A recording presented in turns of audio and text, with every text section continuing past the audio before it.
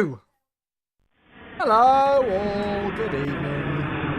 I am so sorry for the late start again. I think we're going to have to set like 7 p.m. as my normal start time on a Thursday now.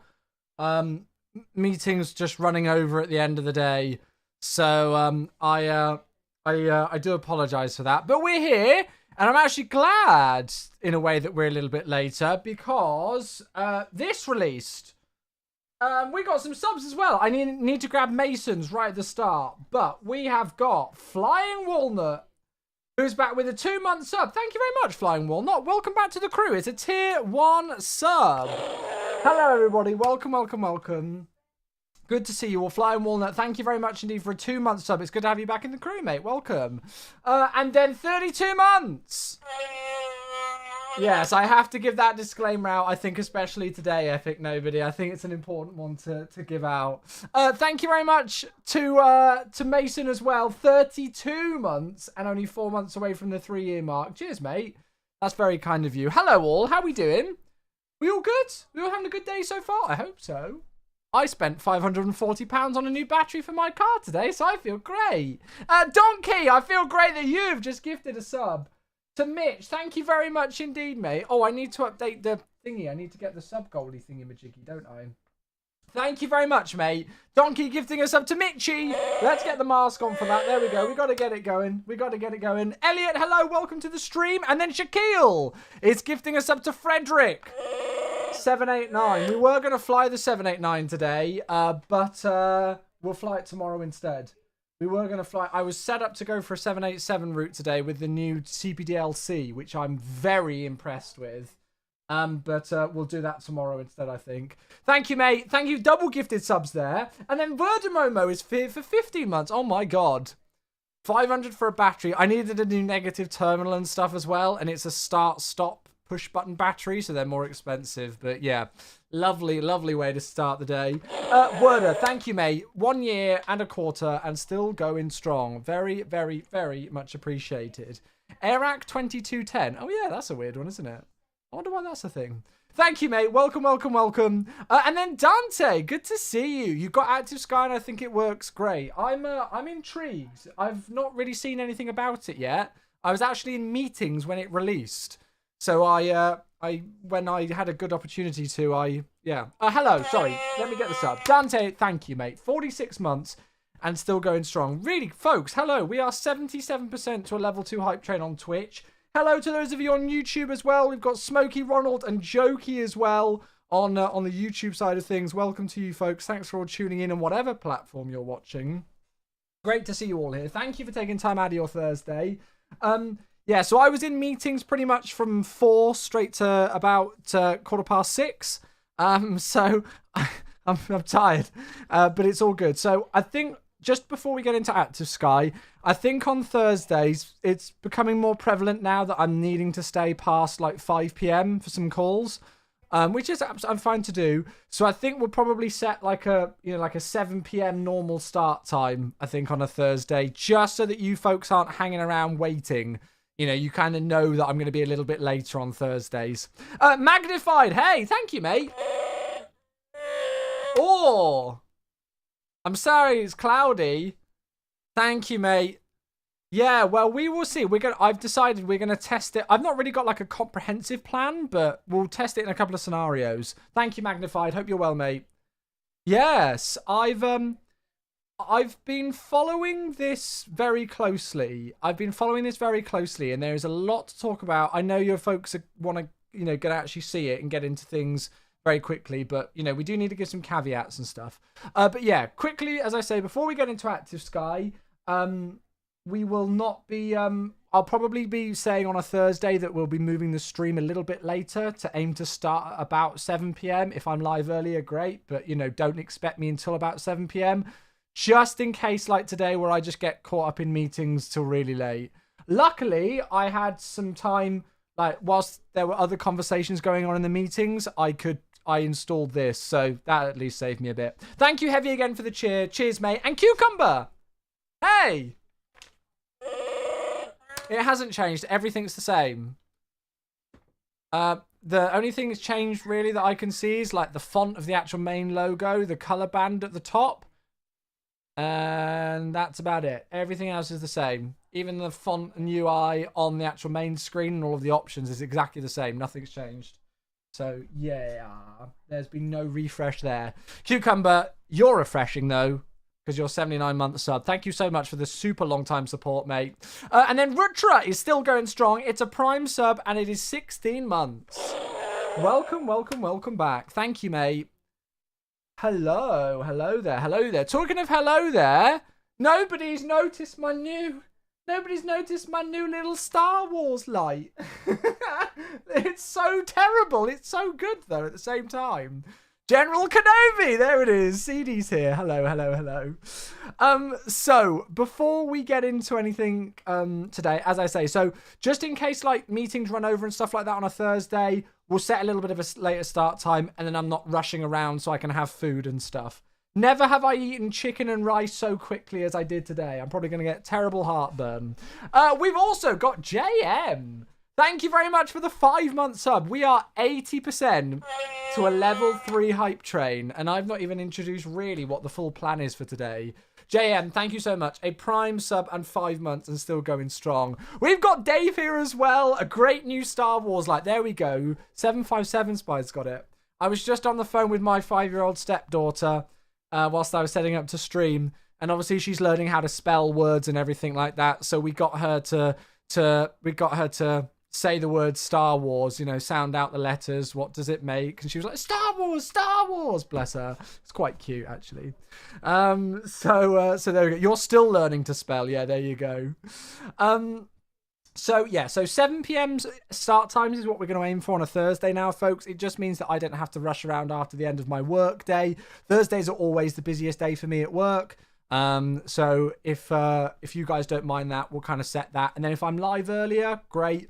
But then we're not all rushing around and you're kind of like, where's Chewie? Why isn't he live when he says he'll normally be live?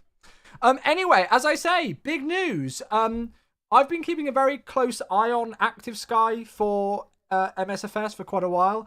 I really need to, like you folks know now that there's always the caveat that everything that I say on my live streams is all completely my personal opinion. It's not any opinion of any companies that I'm represented with or who I work for or who I'm sponsored with or anything like that. And never has that been really more important than with a product like this. So please understand that everything that I speak about with Active Sky for Flight Simulator, for Microsoft Flight Simulator, is purely my own opinion on things and just going from my own drawings, having been a content creator and a flight simmer for many, many, many years now. I'm incredibly familiar with Active Sky, having used it from 2016, really, since prepared version 3 days all the way to using it in X-Plane as well. And now, as of, about an hour or so ago, just over an hour, it's now available for Microsoft Flight Simulator. It's kind of come out of nowhere, hasn't it? Active Sky and Hi-Fi were very upfront about the fact that they weren't able to do anything, with the weather engine and with the weather API, and now it's kind of here. Hey, Nutrient with a brand new sub. Welcome, Nutrient. Thank you very much indeed, mate. Sorry, I just need to turn down the music. There you go. Welcome everybody coming in. Good to see you all. Thank you all so much for these follows and everything as well. Thank you. Nutrient, tier 1 sub, and Level Aviation's dropped a follow as well. Thank you so much for these folks. We're through a level 3 hype train. What's this all about? I think people are excited as well. So yeah, this product kind of came out of nowhere. There wasn't anything on any radars to say that to say that this was going to be coming anytime soon. And then out of the blue, maybe even only about a week ago, Hi-Fi said, hello, yes, we're coming for Microsoft Flight Simulator. And then suddenly out of the blue, I looked in my general chat earlier on, and lo and behold, somebody had posted a link to purchase it. So it's about 23 Great British pounds. I bought it on the Just Flight website. That was just the one that was linked to me. I don't know if it's available anywhere else, if you can get it anywhere cheaper. And I'll be honest with you, I'd need to go back to see how that compares to pricing with the versions in X-Plane and P3D. Maybe if somebody's got a spare 2 seconds, they could go and check that, just so we can compare pricing to see how this compares. Now, for those of you who might be, sorry if I'm waffling here, but it is important that we talk about this because this piece of software specifically was a very, very, very important piece of software. Back before Microsoft Flight Simulator was a thing, when the main simulator platforms were X-Plane 11 and Prepared, Active Sky was the market lead, the go-to software for real-world weather depiction in the simulator. Not only did it do real-world weather, but you could also do a lot of things with flight plan uplinking. You could create your own scenarios, and another great thing as well that you could do with it was historical weather, which was a really important factor and is something that isn't modeled in Microsoft Flight Simulator. You can't do historical weather. You can set your own custom weather parameters, but you can't select a date and go, here's the weather that I want on this date. So basically, if Active Sky servers went down when we were flying in Prepared and X-Plane, you basically just didn't fly that day. It was such an essential bit of software that without it, we couldn't really fly in those simulators unless we wanted to do, non-realistic weather. There's been lots of conversation since Microsoft Flight Simulator released about the capabilities of third-party software, engaging with the weather engine and everything like that. I'm not going to be making any comments today in terms of, weather API engines and everything like that and all of those kind of things. What I will say is that as far as my understanding of this goes, Microsoft and Asobo have not changed any of the architecture to change anything there. That's as far as my understanding goes. So there's no architecture changes in terms of allowing, weather APIs and things like that. Nothing has changed. So this is why this announcement was a little bit of a shock, because nothing's changed, but suddenly this software has been announced and now it's been released. So I've been really closely following this one because I'm intrigued to see, okay, is it the Active Sky that we used to know and love? Is it somehow completely replacing the default weather engine? Or is it not at all? And how is it doing these things as well is something that I'm really interested in. What's it doing to be able to get the results? So I've not seen anything to do with it yet. According to what I'm seeing in chat, London Controller absolutely hated it. Okay, that's a shame if Jamie's wasted some money on something. I want to try and give it a fair test. So what I thought we would do today is try and load it into a load of different scenarios. So what we'll do is we'll load in with an aircraft. I'm not going to bother setting up aircraft today. We'll spawn in with engines running. We'll fly maybe like a circuit at an airport with Active Sky. And then we'll go and do the exact same scenario again, but with live weather and MSFS. Then we'll go and change up the aircraft, change up where we're flying, and try and test it in different circumstances. Gosh, it's busy today. Lee, hello. Been a minute. Thank you very much. Been a minute. Thank you very, very, very much for the super long 37-month sub. It's good to see you back again, Lee. How you doing, mate? On Jamie's stream, it was really buggy and not working at all. Yeah. Well, we'll see. We'll see. As I say, we'll kind of try and test it out. The no handlebar toolbar mod breaks it, but Flow doesn't. Okay, well, I am using Flow. I'm not using any handlebar mods or anything like that. So that's good to know. But yeah, it's going to be really interesting. And obviously, folks, obviously, I'd love to get your opinions on this based on what you're seeing on the live stream today, but also love to see your opinions if you're actually using it as well. Yeah. I don't want you to base all of your perception on this software just from what I'm doing on my live stream. I'm going to try and give it a comprehensive test today, but, results may vary. I'm going to at least give this software a fair try. We'll test it out in some different scenarios, and I don't know whether I'll come to any conclusions today, but we'll just see what it's all about, shall we? We'll see what it's all about. If the active weather doesn't work, then reinstalling the connector seems to fix it. Right, okay. Sounds good. I need a drink. Gosh. Moz, happy birthday. Chat, can we get a spam of happy birthdays in the chat?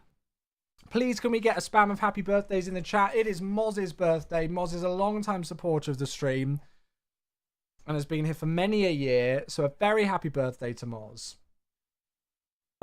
Just gonna go in open-minded. Yeah, I think that's the way to go today. I think that is the way to go, to just go into things completely open-minded. You know, as I say, Active Sky has been something that I've been used to using for many years, so I'm intrigued by it. What I will do is let's turn off Real Turb. Let's get rid of Real Turb today, and should we get rid of FS Realistic or not? I feel like I probably should, because I don't want any like turbulence effects models to be coming through FS Realistic. What do you think, folks? Should we get rid of it? Should we turn off FS Realistic as well? There you go, Moz. There you go, mate. Did you do the proper old school Chewy and do a network install? No, I didn't. No. It's on just the same PC. Holy moly. Thank you very much indeed. God Atom. 55 months. Cheers, mate. Thank you very much. Cheers, mate. I would turn off FS Realistic. Yeah, we turned it all off. And Real Turb as well. No, God out of my... I literally just... You must have just joined the stream. I literally just said this 2 minutes ago or so. Nothing has changed on our end whatsoever. And you use the specific terminology fixed there. I don't think there anything was designed to be fixed. Obviously, there's very specific reasons as to why the weather SDK is the way that it is. I'm not going to comment on that too much. I don't know if you're trying to bait something out. But yeah, nothing has changed on our end, mate. All right. Cool.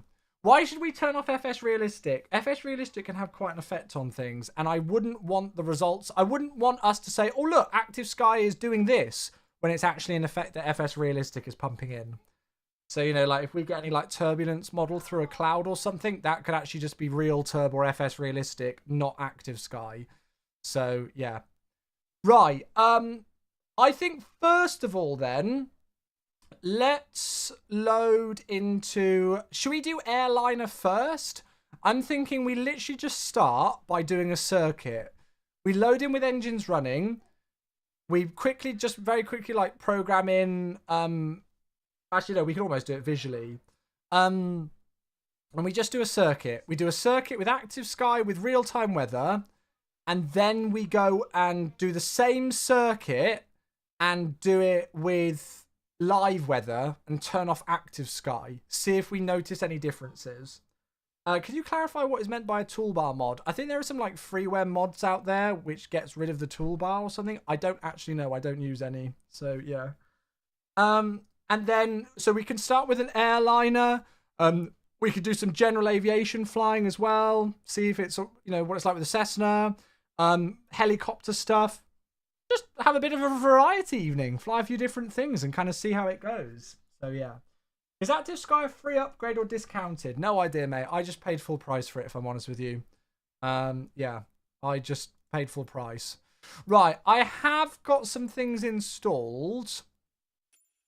Let's go. Should we fly the 7-3 first? It's a marketplace airport. Marketplace product.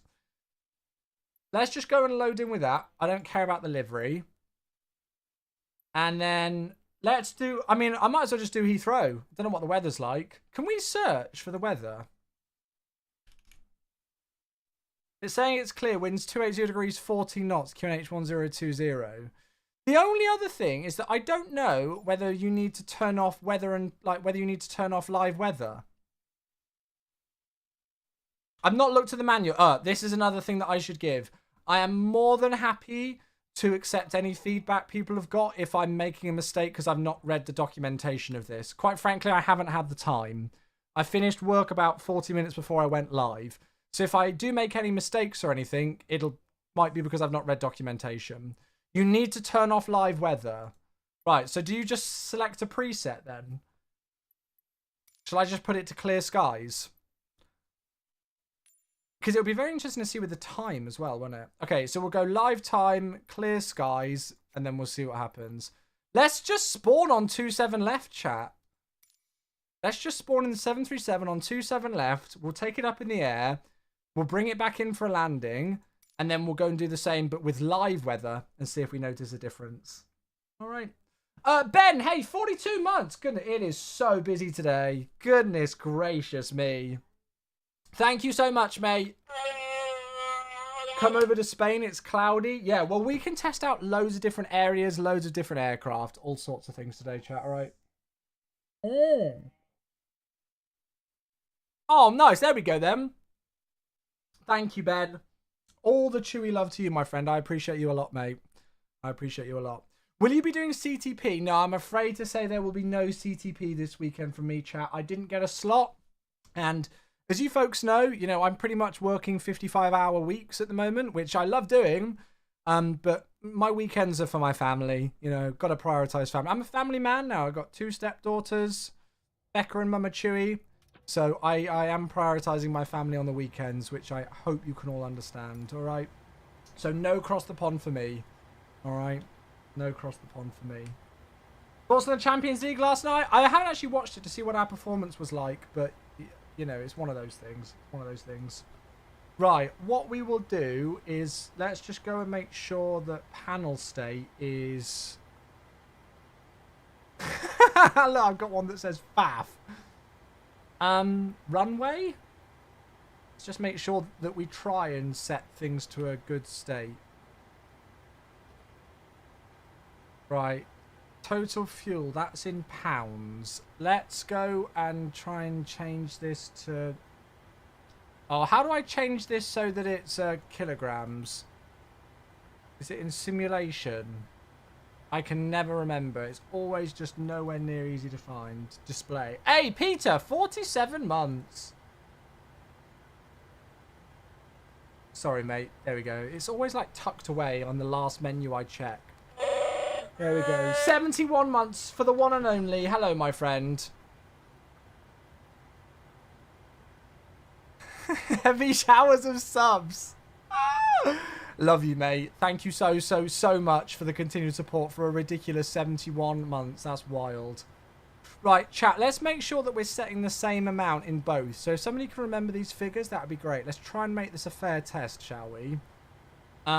Let's go with 3,000. So it's 55 tons for the 0 fuel weight, 3,000 for the thingy into there. And we're just, as I say, we're just going to go and blast off here. We can set a quick flight plan in if we really want, I guess. We can just do EGLL to EGLL.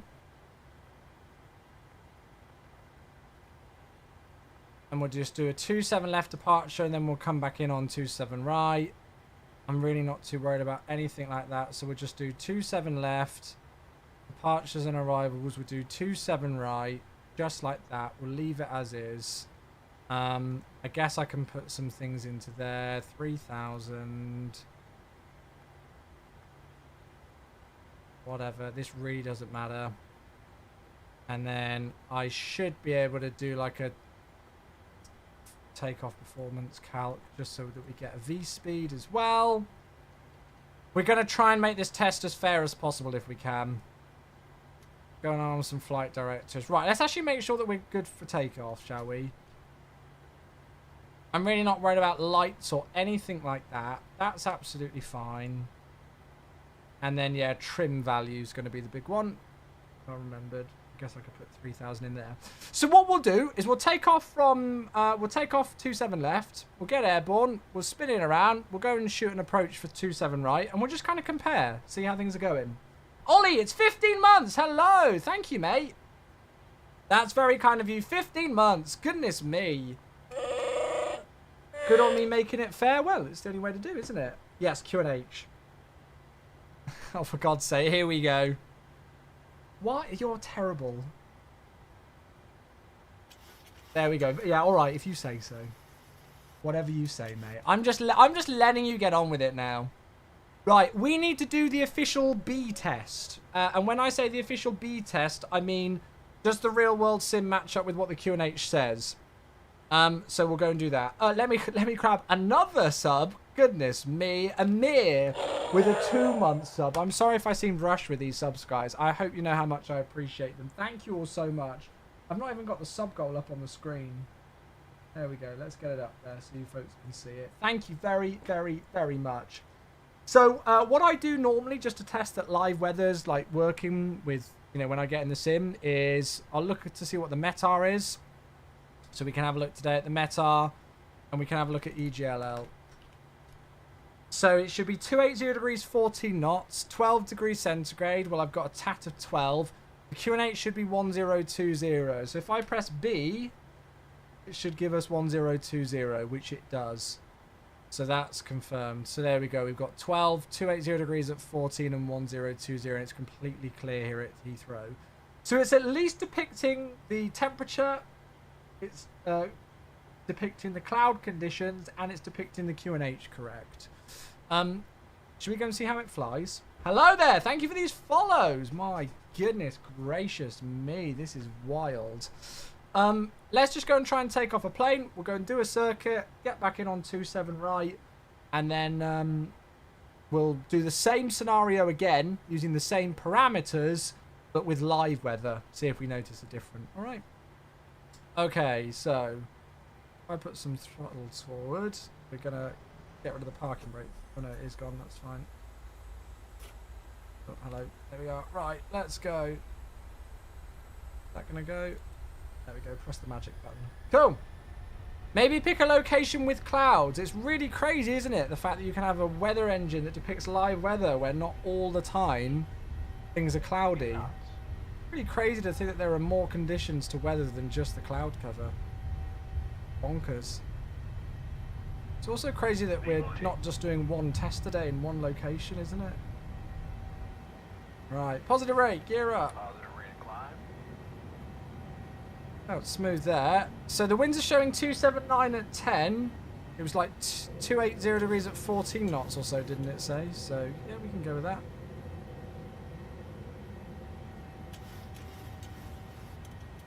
So it seems like the wind conditions there. And you can see that the wind's dynamically moving as well.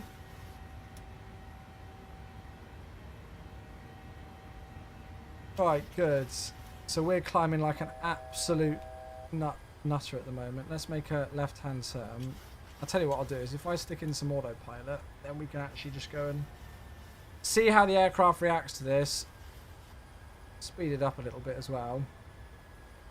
And let's make a turn. So, other things that we can notice. TAT's changing at the moment. It looks like we've got the actual winds changing as well as we've got higher. They've varied. I've not done anything with like flight planning for stuff in terms of the winds or anything like that. I'm just going to keep flaps 5 out. Can we see anything in terms of clouds and stuff like that? Because it's completely clear. As I say, we are going to test more scenarios in different areas. So if you're like, oh, well, why is he testing it in a clear area? Fear not. We will actually go and do some more tests in other areas. This is literally just our first time looking now. There's a live stream from Heathrow on YouTube. It looks cloudy IRL. We'll have a look and see what the real world METAR is. Let's just turn base whilst we do it.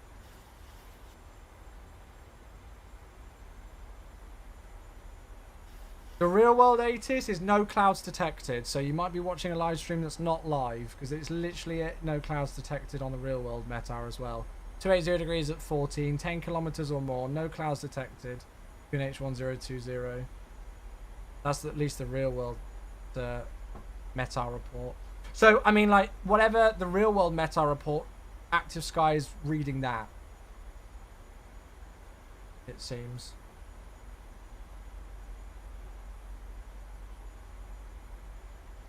It means no cloud below 5,000 feet. Yeah, no, I understand that, but that's what the weather's going to depict with the with what the METAR is for the airport, though, isn't it?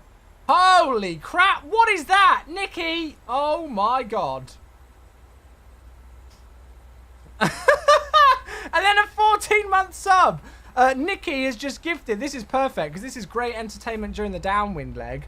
Nikki has just gifted 14 subs and then resub for 14 months themselves to take us to the 650 mark. Come on. Get some love in the chat. That's not a coincidental number. Nikki's gifting 16 to Jags Gaming, Apocalypse Please, Dances with Gamers, Crown, Muscle, Harasmes, wow, what a name, Bay Gamer, Kratzy, Roasty Fire, Aviator Channel, Dust Ninja, Minty FS, Still Danny, and Eon Dal as well. as maximum 350 and then back for 14 months. Welcome everybody coming in on YouTube as well. Good to see you, good to see you, good to see you. Thank you very, very, very much. Folks, get some love in, please. Get some love in, please. I'm wondering if we literally just YOLO this, but I'm kind of enjoying just flying around for a moment. I guess we could take ourselves in and just kind of shoot a visual, couldn't we?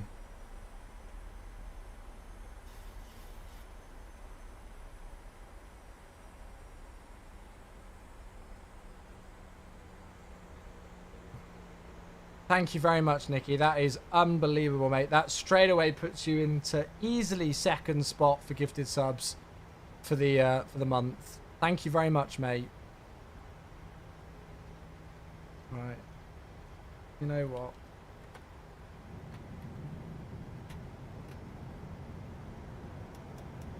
Let's just see if we can turn in. Let's just shoot this visually, shall we? Got no freaking clue what our approach speed would be.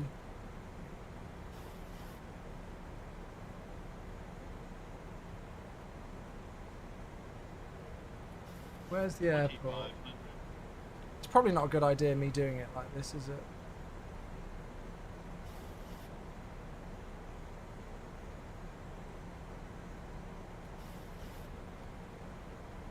This is going to be like the most shoddy approach you've ever seen. When is the A320neo V2 coming out? When Sim Update 15 releases. That has a tentative launch date of April 30th. I say the word tentative because anything can change.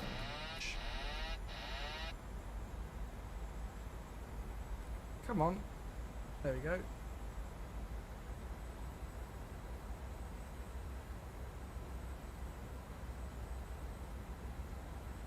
Get rid of the flight. Oh my god, Mitch! Where's all this come from? Why is this happening? Oh, never press that switch.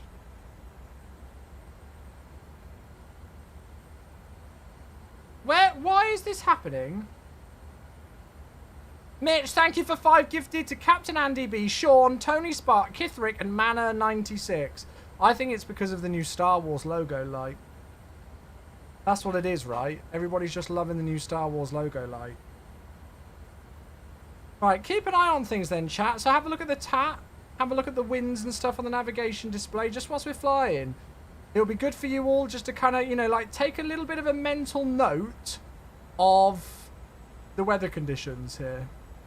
And then we'll load in with live weather and we'll do the exact same as what we've just done. And we'll go and see. See if it's the same, see if it's any different, anything like that. Thank you for these follows coming through as well, folks. Sorry, I'm trying to hand fly the aircraft at the moment. Can't actually see the pappies. Does the radar work? I don't think the weather radar works. I don't think they listed that as a feature.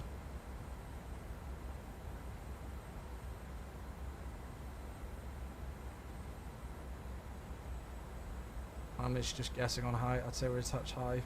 Going 27 right? No, I'm lined up with 27 left now. I thought I was like just gonna actually like, you know, probably like fly onto the ILS and stuff, but we'd be here all night if I started doing that.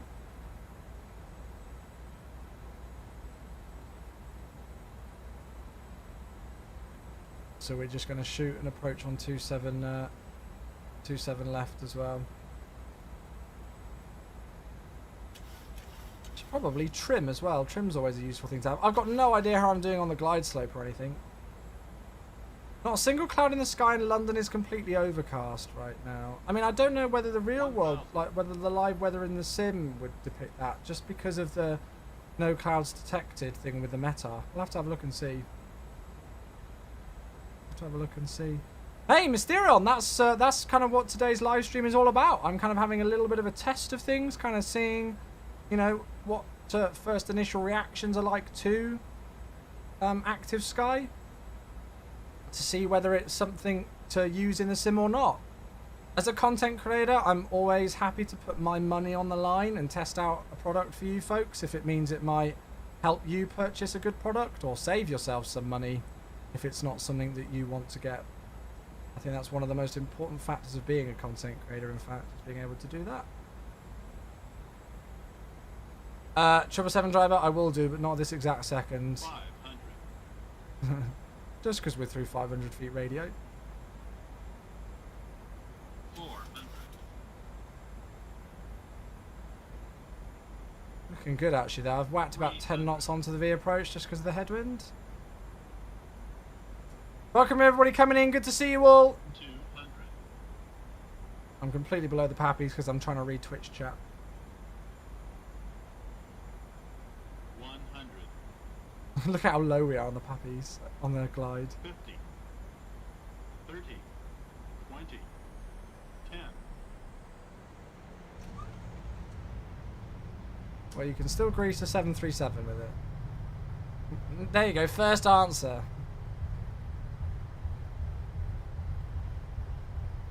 So the TAT's now showing as 15.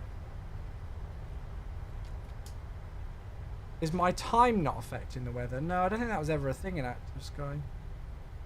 You can have live weather but different time. You could always do that.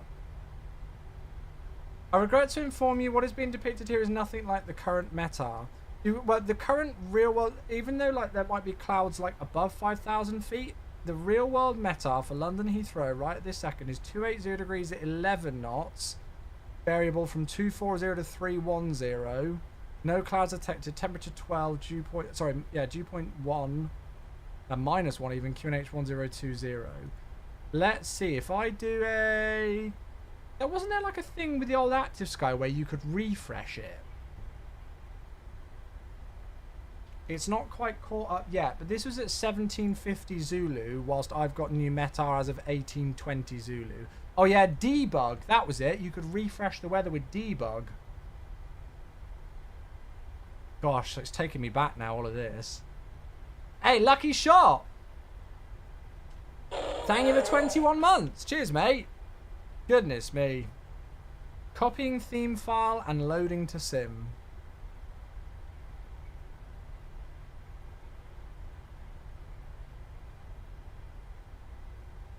It's the same as the METAR, but if they used other data sources, which I think they advertised, it can see there is overcast. Yeah. Well, have a look and see. Is it even doing anything? Because it's just copying the theme file and loading it to the sim at the moment. I remember with the old Active Sky, it would say like, there would be like a complete message here, wouldn't there? Yeah, chat, as I say, don't worry. We will go and... I was thinking we could even do Dubai with the storm there the other day. If this has got historical weather, it will have the Dubai storm, won't it? I've not got any scenery installed for Dubai at the moment, but that doesn't matter. I'm just rolling down the runway here in the background. I don't even know if it's doing anything because I've gone into no, go away.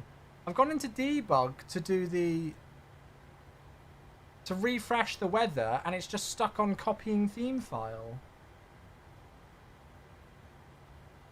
I don't understand their intention releasing this. I mean, I'm literally quoting one of the developers here and what they've said. This isn't an assumption or words that I'm trying to put into somebody's mouth.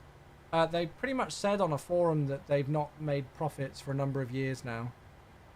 And so, yeah. Debug is bugged. I think it might actually be, yes. I think debug is bugged because it's just stuck on copying theme file.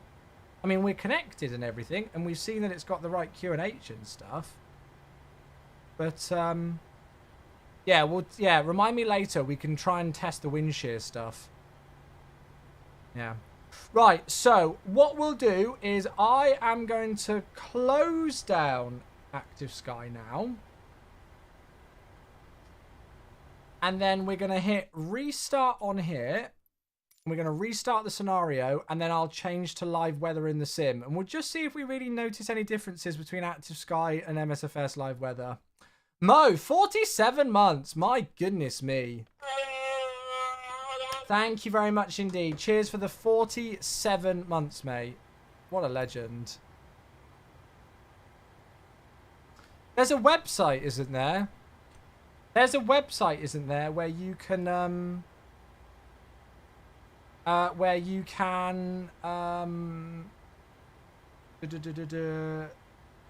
Ooh. That's very different.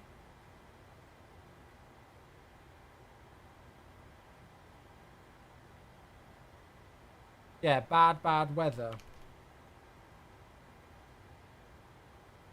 So now that's got the new one. I wonder, I don't know. I don't know what altitude those clouds are at. Hey, oh God, another one. 42 months.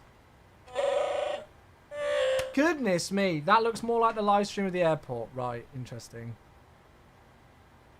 Thank you very much, mate. 40, I'm all over the place with these subs there. I don't even know what to say. Right, let's do the Q&H check. Yeah, so this, by the way, just to confirm with you, actually, should we have it on the stream? Should I have some text to say whether we are using... Slow. Too low, flaps. Moz, you... Too low, gear. Too low, terrain. Terrain. I thought terrain, that was... Terrain. Pull up. V1. Pull up. You're the worst. Moz, thank you. That got me. I thought that was Active Sky giving a wind shear error, even though I didn't have the software open. Well done, Moz. A birthday gotcha. A birthday gotcha. Well done, Moz. What I was going to say is, should I have some text on the screen to say whether we're using Active Sky at the moment or live weather? So this is MSFS live weather.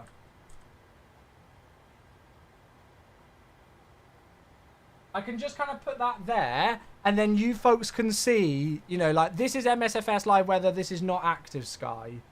And then Ionic Cloth. Folks, what's going on with all these subs? Where's this all come from? You're all mad. Thank you very, very, very much for these.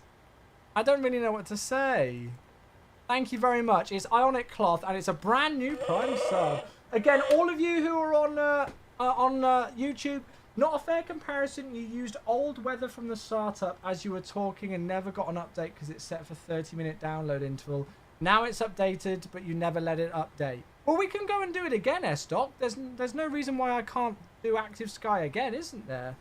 So if you're talking about me not giving it a fair comparison, we can go and give it another fair comparison. There's nothing to say that if we're talking about a 30-minute weather interval that we can't just go and do that again, can't we? Instead of programming in something, chat, I think we're just going to get going. It's probably going to shout at me that I've not got takeoff speeds and things. Or we needed to do the... Let's just do this. No, I can absolutely see your point, the fact that the meta has changed. But we can just restart this again with the new meta, can't we? There's nothing to stop us doing that. Nothing at all. Apart from me being an idiot and... Right, let's just put the weight and balance as the same.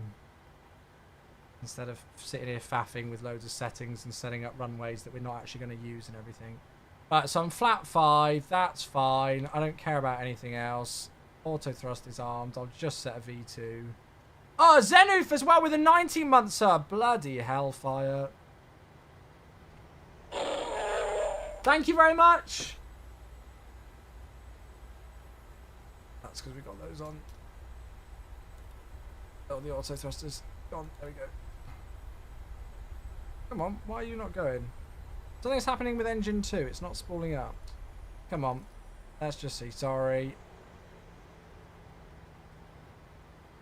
Engine 2 isn't spooling up for some reason. Simply age. Oh my god. What's going on? Why? Thank you very much. Let me just work out why engine number 2 isn't spooling up. Thank you, AJ. I think that's just a PMDG bug, don't you? Panel state load. Hey, Ionic. Thank you, mate. Thank you again, AJ. I'll try and get the mask for all of these in a bit. I'm just trying to see why... I've literally just set a panel state PMDG. Fuel pumps off and then on. I'd be very surprised if turning my fuel pumps off and then on fixed an N1 issue. Very surprised.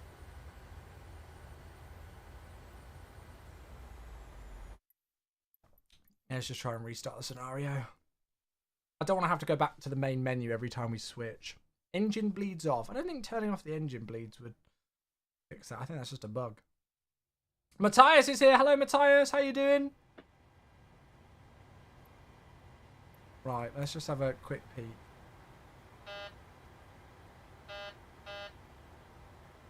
I now go into here. Go FS action. No.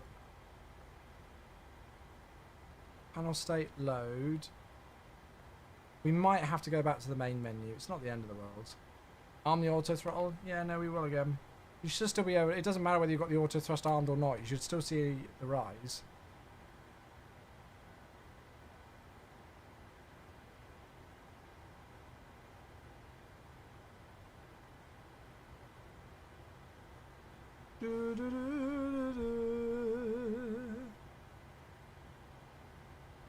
It follows your download interval. It's configurable. Set it to low to get quicker updates. Oh, okay, cool. Thank you, S-Stock. That's awesome.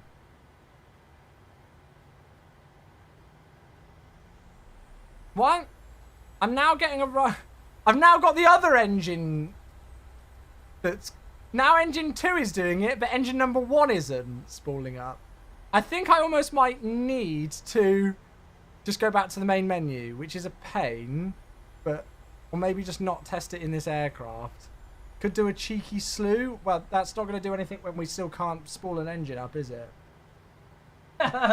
Check failures. Yeah, where do we do that? Sorry about this, folks. I wasn't expecting this. I thought it would be a good aircraft for this. Oh, active 1. Oh, there we go. Bugger off. Go away!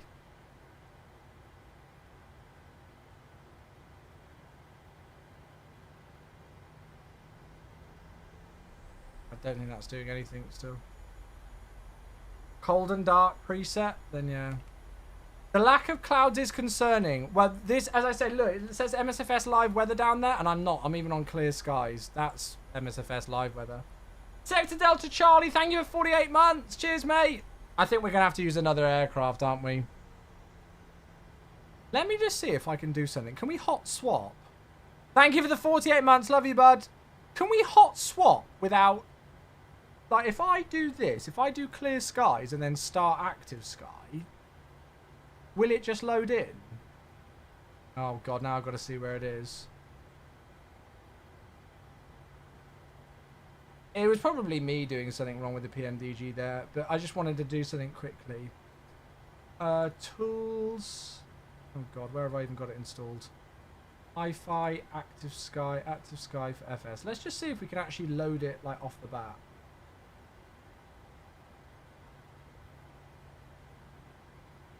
And let's see if it loads anything in. I've deliberately not set the Q&H. Hello there, thank you for the follow.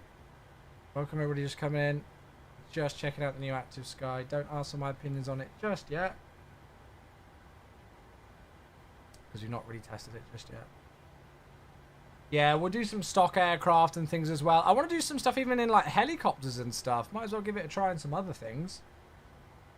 Let's see if you can like hot load it in with a scenario. Because I don't even know if you can do that.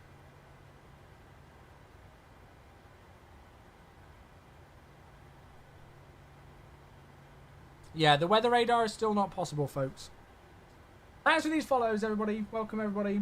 And thank you for those subs again. I don't think I even did the mask for those. Active Sky AirAC is 2210. Yeah, that's not going to make a difference to the real world weather depiction, mate. That will literally just mean for, like, if you want to import flight plan stuff. So I don't think you can just start Active Sky... like, when you're already in a scenario. I think we need to be... Well, I don't know. Do I need to restart? I hope I don't need to restart the whole sim. I wonder if I doing, like, a refresh will do anything. I just want to see. Was that not how you used to have to load it? They used to start with clear skies and then load Active Sky in. No, definitely not Active Sky. I always used to start it at the same time as the sim. Yeah. It says waiting for simulator. Yeah, no, I know, I can see that. I was just seeing to see. I was just interested to see if I click to refresh weather, whether that would kick it into gear.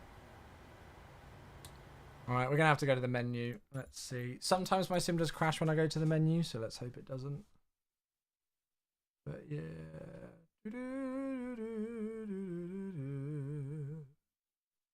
Hello there. Thank you for the follows, everybody. If you go into map on Active Sky, it should show clouds above Heathrow right now. Yeah, well, let's see if this connects it. I get rid of it and then load it up again.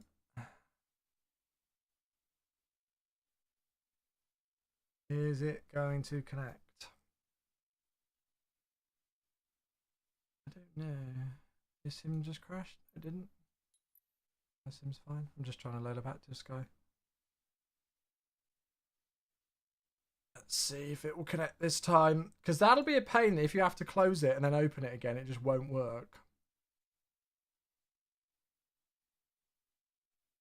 I'm tried the passive mode and I'm getting the clouds back from live weather. Interesting. I don't even think it's connecting.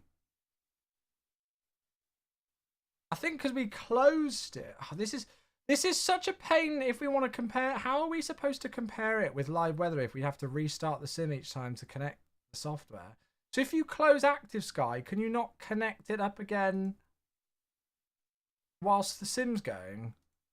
Let's move that download interval all the way down. Hello, Becca.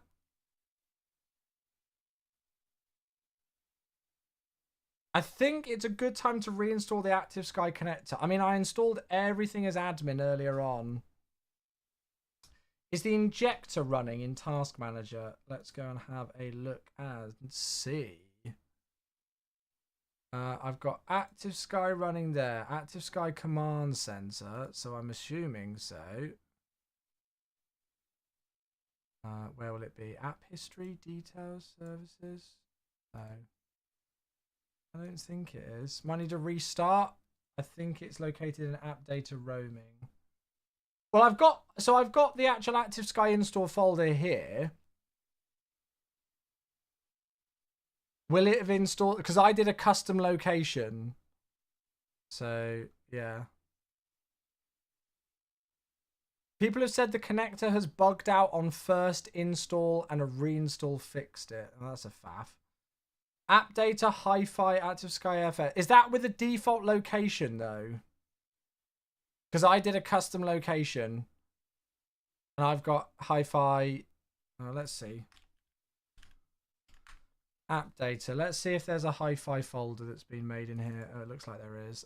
Look, you can see I've got my old one. Active Sky FS. Add-on folder. Active Sky utils.exe. Let's see if we can get that going. And then maybe should I try and refresh the actual software? Ah, there it is. MSFS connected. Well, that's interesting. Right, let's try a different aircraft, shall we? I don't really know what. It almost doesn't matter, really, doesn't it? I almost don't want to do it in an airliner. I just want something that we can get in and go. Should we do it in like the Hornet or something like that? Or just something that we can easily get airborne and go and mess around? Actually, I'd quite like to do something where I can see some of the displays. So I can see like the QNH or something like that. As you can see, I've uninstalled a lot of stuff. Let's just do it in the G1000, the 172 G1000. Because I've got, like, we can see stuff on there. We'll do stuff with like a heli. Yeah, we can do stuff with the TBM and everything like that. Right, so you want to go clear skies into there. And then we'll just load it on 2.7 left again. And we'll see if we can do a bit of a comparison and mess around. Yeah. No, the sim didn't crash. The sim didn't crash. But yeah. The sim didn't crash. We're still in. We just closed down Active Sky. Yeah. Do I have PSX? I do have PSX. Yes. We use it for the SimFest sim. Yeah. If you are using certain toolbar mod add-ons, this may not be compatible. I do not use any of those. I use Flow, which they've already says works. So it's nothing to do with that. I do not use any toolbar mods or add-ons. The only toolbar thing I use is Flow, which they've already said will work. Thanks for these follows coming in, everybody. Welcome, new followers. Hello, friends, whether you're tuning in on YouTube or Twitch. We're just having a bit of a mess around at the moment. You know, just kind of seeing how things go. Right, let's see. Load you back in there. So, Active Sky. Let's see. Well, it's connected, isn't it? And that's showing the most up-to-date METAR. 1820, 280 degrees at 11 knots, 240 variable 310, temperature 12, dew point -1. QNH1020. So there is no mistaking that that is the most recent METAR data for London Heathrow. Last updated at 1825 Zulu, and it is MSFS connected. And it doesn't seem that there's any kind of cloud whatsoever, but live weather's very different, isn't it? Have you got live weather selected in MSFS? Let's just double check that. No, it's clear skies, which is what they say to have it on. Yeah. Should we read this in the menu? Please do not change weather presets or enable live weather within MSFS itself, as active sky control may be lost. Please allow active sky to control the preset live weather mode settings and all weather condition settings at all times while running ASFS is running. Yeah, I've not done any of those things that counter that. Hey, it's Forza. I've not done any of those things to counter that. So the first thing that we did was we loaded in with clear skies, with active sky. That's exactly what we've got. That's the scenario that we've got right now. And then we went back to we closed down active sky and reloaded with live weather. We just restarted the scenario with live weather to see if there was any difference. And then we tried to open active sky again, but with clear skies to see if it would connect again, which it didn't. So I've literally not done anything there that it didn't do. Is this active sky or MSFS live weather? Oh yeah, the text at the bottom says MSFS. Let's change. What I need to do is change that, don't I? I need to remember to change that. Where's the thing? Sorry, I forgot that that was even live. Oh, where is it? Sorry. Sucking at this. Oh, I hate OBS sometimes. Why is it? It's always the one OBS source that you can never find. There we go. Right, so this is active sky right now. Now, I want to see if I close this, but I don't know what's the best way for us to hot switch. What I'd like to do is for us to just close this and then go to live weather in the sim and then be able to restart active sky. I'm just going to see if I can do it. Screw it. Your simulator is still connected. Do you really want to shut down? Yes. Right, so we shut down active sky. Fine. Now let's go live weather.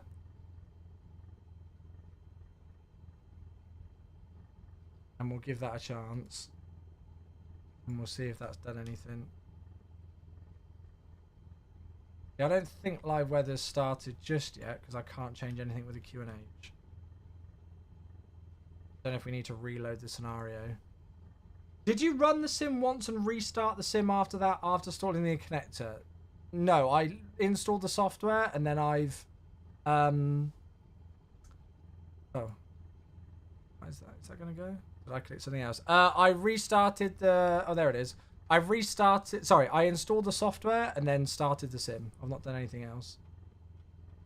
What's the UI add-on that you're using? This thing here is called Flow. Yeah. Right, now that's setting a QNH, yeah, 3012, which is 1020,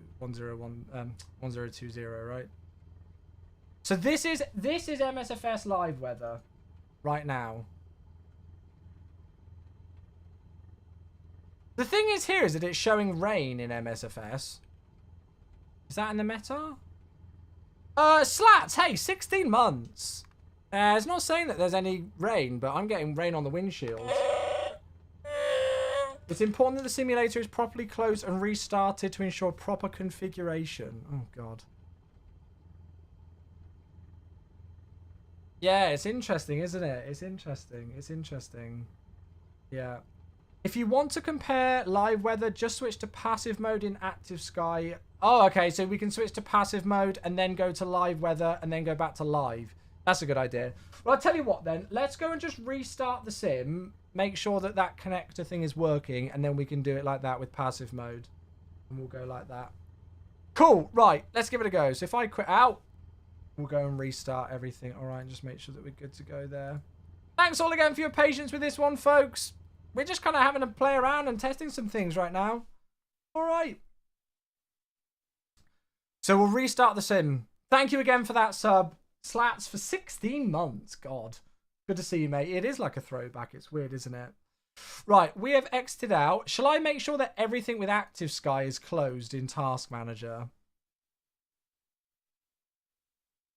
Should we just make sure? Oh, hello there. 2,332 hours. I mean, that's not even my full time of hours because I was on Microsoft Store and then I switched to Steam.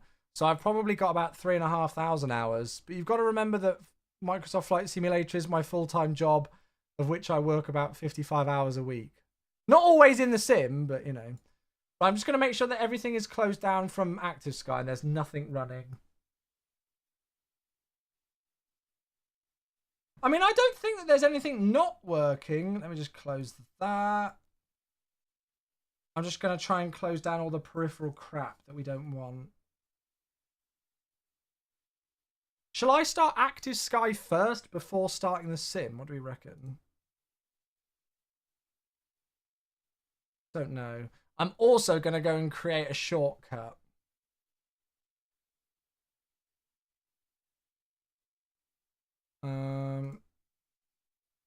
So tools, Wi-Fi, Active Sky FS. Let's go and create a shortcut so I can actually just load it. I'll just whack it on my... Oh, it might actually already got one on my desktop. Oh, yeah, it did. I've made a second one. Brilliant. Fine. Right. Auto login. God, it takes me back, that login screen. And then we'll start the sim. I do have a bit of a long loading time with the sim because I've got various stuff going. I was going to see if we could do historical weather and go and have a look back at the storm at Dubai. That might be a fun one. Let's load in somewhere different. Your auto login doesn't even work. Oh. I don't really know what to suggest for that, I'm afraid. Right, let's just activate Dubai then.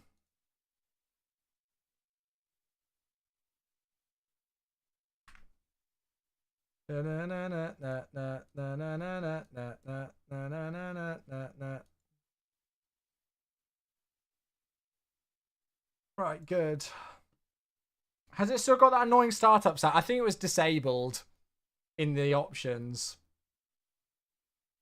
Dude is teasing us with an MSFS 2024 screenshot. What, my desktop background? That's MSFS 2020. That's the high performance group hot air balloon taken over Los Angeles. I live streamed it. That's MSFS 2020 showing.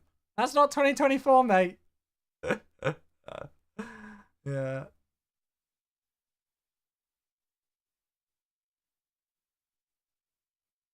We're aware of the toolbar issue and all other cases have resolved the problem. Not sure what is happening in your case. I suggest restarting everything and running the connect. I mean, yeah, my sim connected. It was just the utilities thing didn't connect. We've not got any issue with the actual software connecting to the sim because it shows connected and the QNH was there. So was the temperature and so were the winds. So I have no trouble with like it. The only reason why it didn't connect the second time through there was because I closed the software. So when we were sat wondering why it wasn't connecting, it was because I'd turned it off. I'd closed out the software.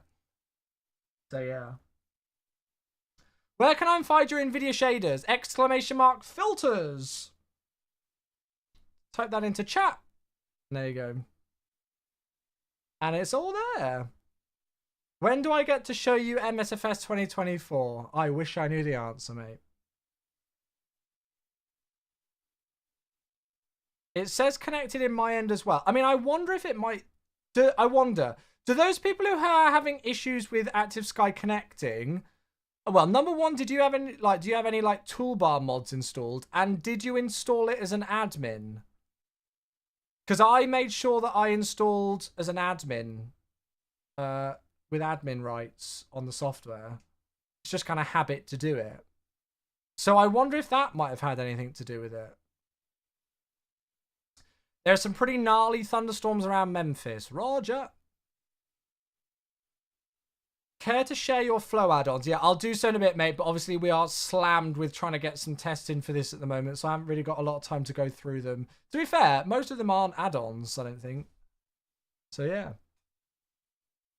Downloaded this game the other day and found it's impossible to play on keyboard and mouse. It's very difficult. It takes a lot of skill. Akatame, there are some really great different bits of hardware that you can get out there that aren't very expensive. You can go and find a joystick, you know, for, I don't know, 40 euros or something like that. And probably even cheaper than that. that will give you a much better experience than mouse and keyboard. So yeah. So yeah.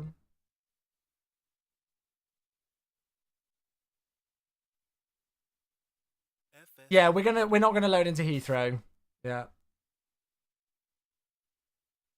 Xbox controller. Yeah, lots of people use Xbox controller. Oh yeah, I forgot. I've got something else recently that we're gonna be trying out sometime soon. You folks seen one of these? The Yorman. I think I might be one of the first, if not the first, people to get one in Europe. Yeah, we got the Orman to try out, so I'll have to give that a bit of a play around sometime soon on stream.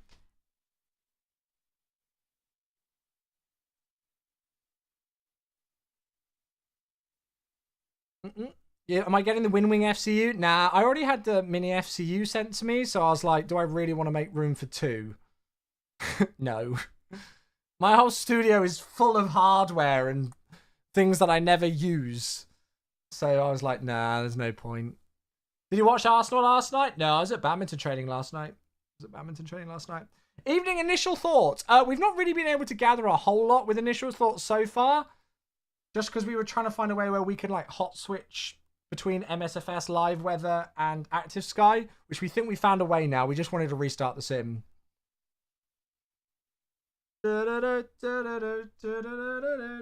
Did you see the ludicrous display last night? What, football? What happened with your car? The negative terminal was overcharging and boiling the battery.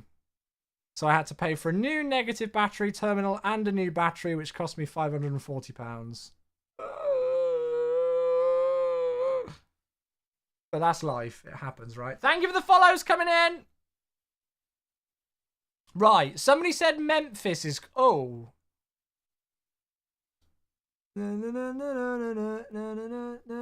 This is like what the MSFS live map is showing right now. Let's make sure that Active Sky is connected. Good, it is. That's always a good way to start.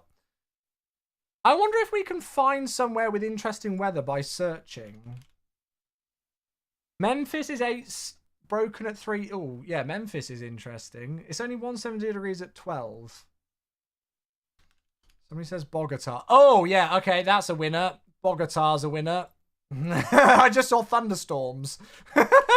That's the winner. Ding, ding, ding, ding, ding.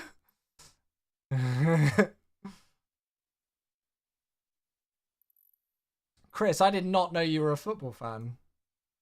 Right, so we need to specifically make sure that we are on clear skies, don't we? Okay, so let's make sure that we've got everything set up so that somebody doesn't shout at me for having something set up wrong. We've got clear sky set in MSFS. We're in the 172 on runway 32 left. Active sky is live and saying MSFS connected. Okay? I think that's a good setup. Let's go and see.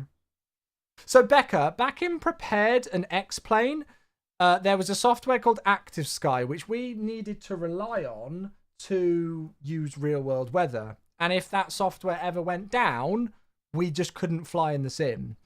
Obviously, it's not been needed in MSFS because we have our own live weather system baked into the sim.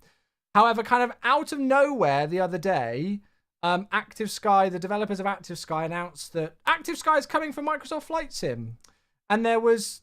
I've been monitoring it very, very closely and just kind of seeing, there's been lots of people who've been like, oh my gosh, I used to use Active Sky.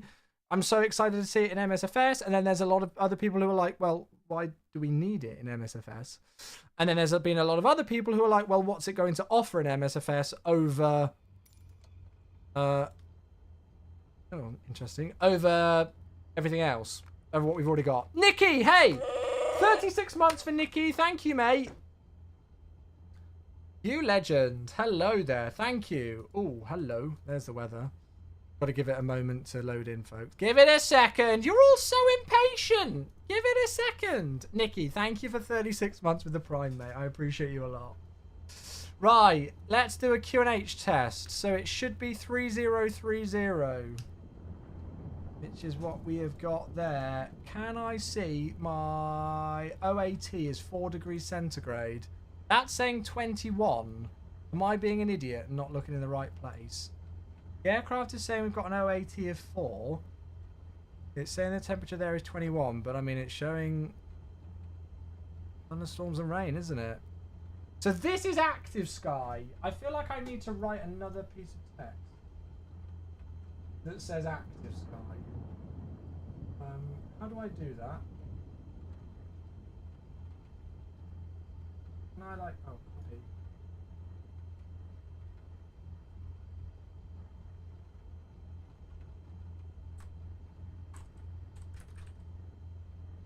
So this is active sky, and then if I were to put, sorry. Bloody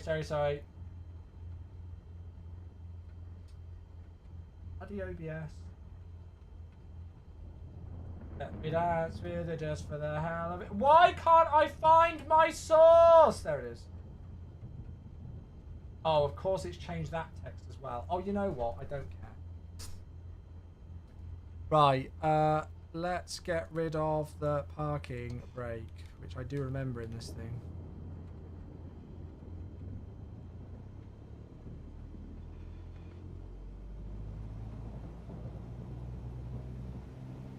God, this thing's slow.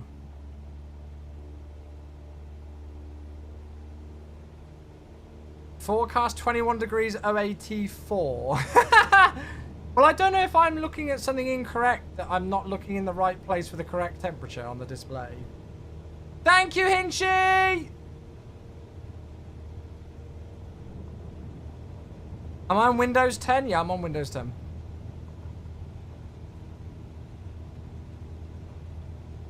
No, pretty much, yeah. Pretty much. Altitude's not helping? Oh yeah, we are at 8,300 feet above sea level. That might be playing a factor.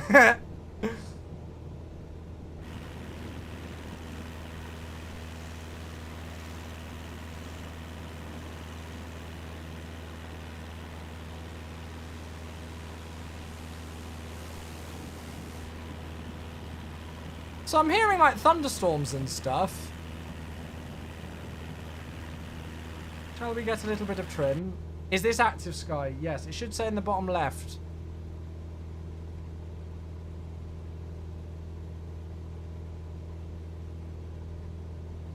You're good, mate. No, don't worry. I need to then get another piece of text that says when we're not using active sky.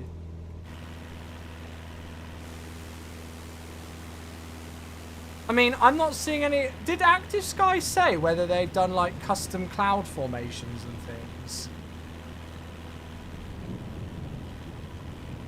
Because if somebody told me this was MSFS live weather, I probably would have believed them. Electrox, yeah. Is there any impact on performance? Not that I've noticed, because it looks like it's just using default systems. Can I feel any turbulence? Not really, but I'm not really flying through anything crazy at the moment. Oh yeah, let's see if I can get the wind vector. Where is it? PFD options, wind, option 3.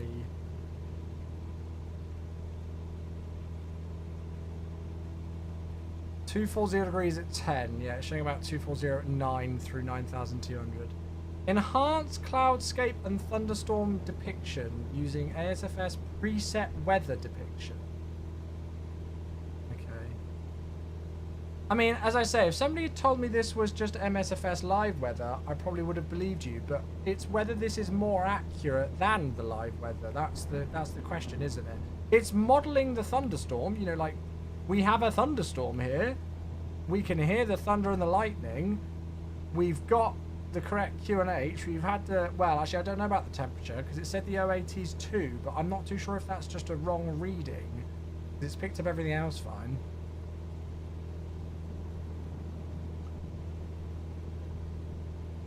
Oh, can it, oh, could that be to, no, I don't think so, because that's actually in the METAR itself.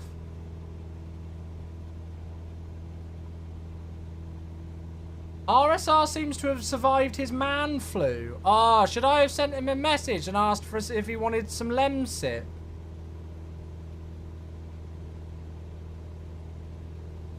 I'll send him a text and say, say there's. I'll bring some Lemsip with me to Vegas. Oh, there was some lightning. I think ASFS is incorrectly injecting that as the sea level temperature. Right. Now, should we have a look on the map? I never used to get on with this thing. Ever. Press it. Ooh. Yuck. This is exactly the same map as it always was. I don't think anything has changed here.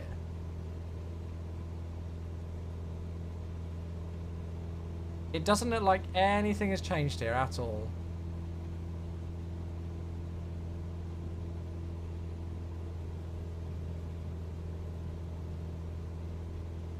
Right, now, how do I set it to passive mode? Because apparently if we wanted to go and have a look at live weather now within MSFS, we just need to set it to passive mode.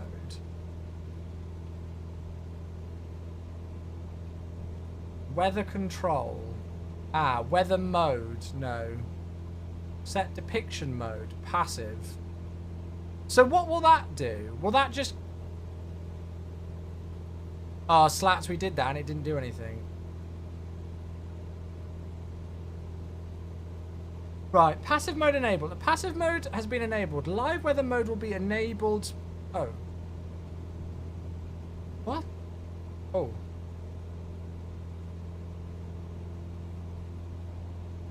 Weather depiction will be supplied by MSFS live weather, while air effects and all other ASFS functionality remains active. I don't want it to remain active. So now what's this? Is this MSFS live weather? It is. Does it automatically switch?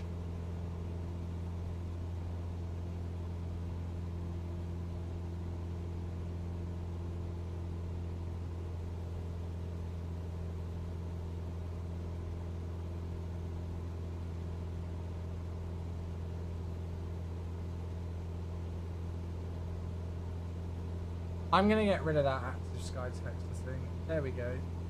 It's just actually, it's just more of a faff.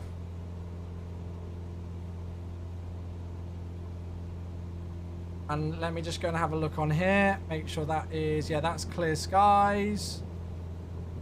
If I can keep this up at the same time, actually, that would help, wouldn't it? So if I now go into weather control, sim depiction mode and go passive.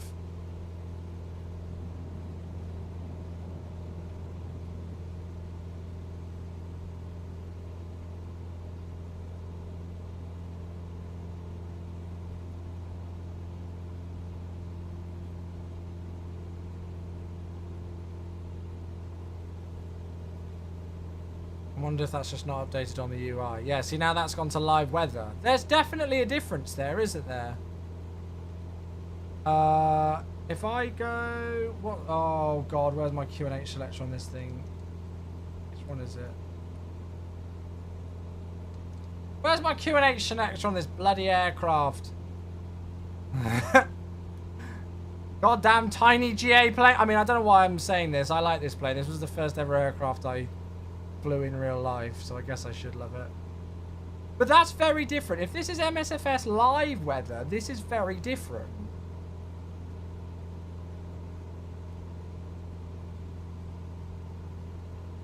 So this is MSFS live weather right now.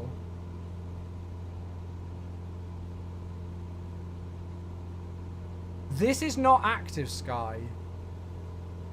So let's see if I go into here and go active sky and set weather enabled again. Now that's going to load out of live weather. So that now should read clear skies. And now this is active sky. So there is a noticeable difference. Yeah, we'll check the air temp and stuff. I want to check the QNH and things. I just wanted to double check the QNH things. But it looks very different.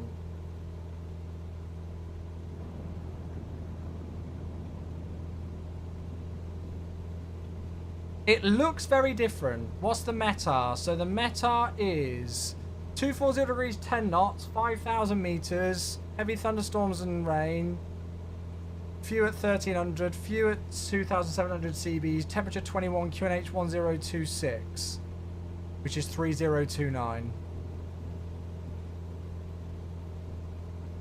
Oh, sorry. I'm trying to find whether somebody just told me it in YouTube. So the OAT there is showing as 2, but I need to change that. Where's the QNH thing? I'm an idiot. I realise that I'm not seeing where the QNH is. Is it? Ah, it is that. I was just doing the wrong one. Right, so if I go and yeet that away and then press B, that's now going to 3029. So let's make a note of this, chat. So we've got 243 at 9, 3029, and 2 degrees centigrade. This is active sky. Let's go back to passive.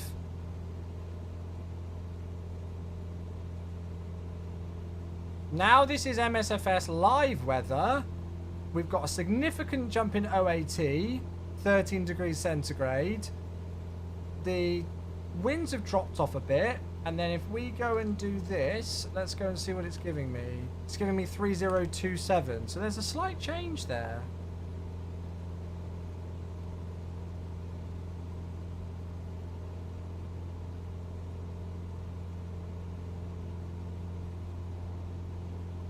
To be fair, this is reading differently as well.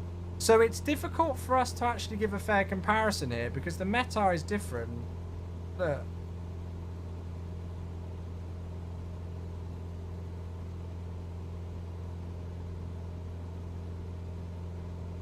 So there's actually no thunderstorms in the MSFS default thing. So this was issued at 1900 Zulu. That was issued at 1800 Zulu. Why is that an hour behind then? So MSFS live weather is an hour ahead. Active sky is an hour behind. Look at the time. 1800 Zulu. That's an hour and 15 minutes ago. So you might say that active sky is looking a lot better than MSFS live weather, but it's completely different weather scenarios. It's an hour's difference. So let's see, can we download interval? That's at 15 minutes. Can I refresh the weather here?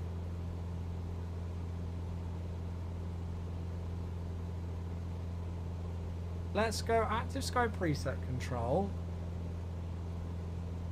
Somebody, if a sub could do exclamation mark meta skbo, you should be able to find what the most recent live one is.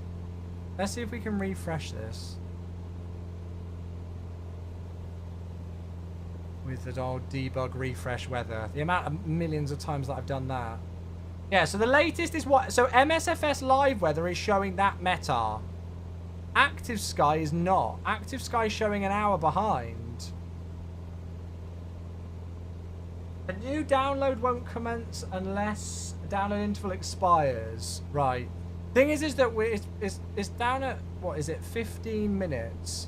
But this is an hour and 15 minutes between, isn't it?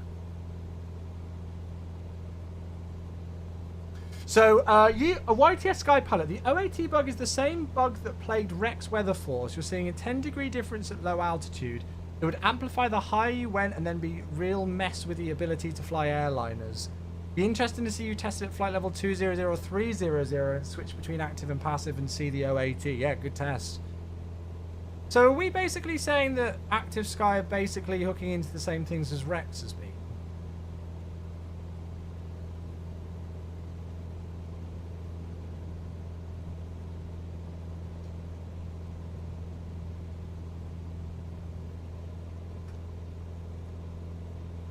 SKBO. It's still not updated. You can change the interval option to force it to re-download. Yeah, I already have. I already did change it. It's literally on the... Yeah.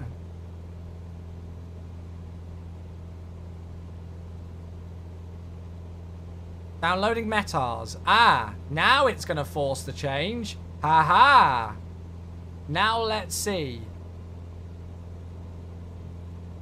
We're finding out a lot here, aren't we? This is very interesting.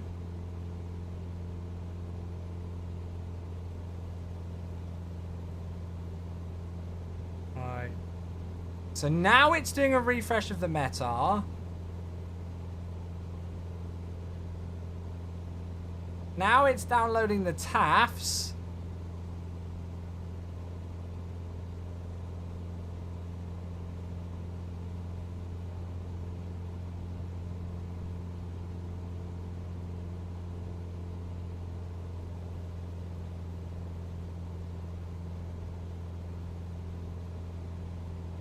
And it's updated, but it's still showing the same. 1800 Zulu.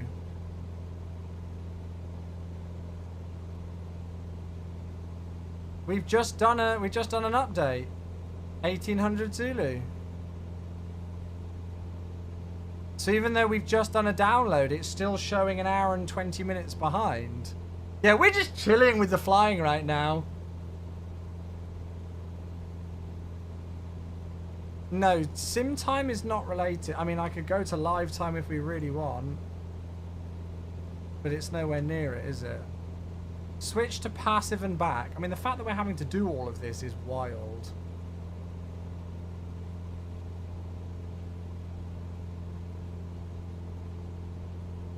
So now this is MSFS live weather. So this is MSFS. We can go and check that. We can go weather, live weather. We can go and have a look at the meta. At 1900 Zulu. So this is MSFS live weather at the moment. And then now we're switching back to active sky. Alex, hello mate. Thank you very much. Anything why there's suddenly no metas in Canada? Is there not? I'll double check in a moment. Alex, thank you, 14 months. How you doing, mate? No, it's still showing 1800 Zulu. We've just switched back. So Active Sky is using data that's an hour older. So it's difficult to give a live comparison to it because it's not using the same time. Alex, appreciate you, buddy. Thank you, mate. You just got back from the dentist. Oh, God.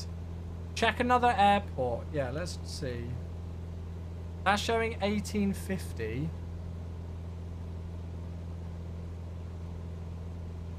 That's still showing 1800.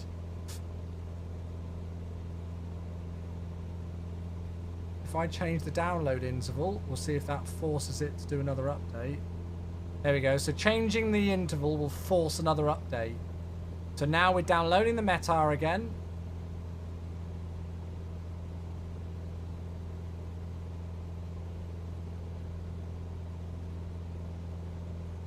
Yeah, well, I mean, one thing to remember, folks, is that like on VATSIM, they require you to be flying with real world weather. So if it is like an hour and 20 minutes out of date, that can make a significant difference. Please change to historical mode and back. The fact that we're having to switch between multiple different modes and things just to actually get it to update the meta is... And I could just switch live, click one button to switch live weather on MSFS. That's the thing that's kind of getting me. It's still not updating. Right, so let's go weather mode. Let's go historical.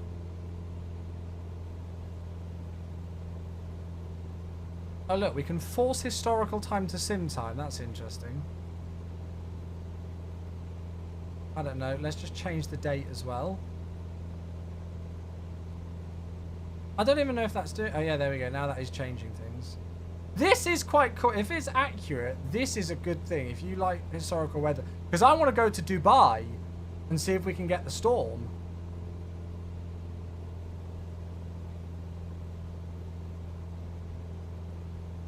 Let's have a play.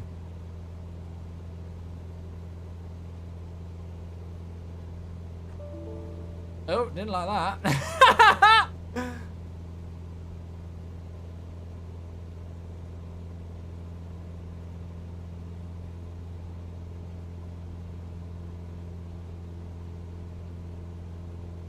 I don't think that's going to do it because I've... Oh, no, I know why. Because it's set the date in the sim. That's why, sorry.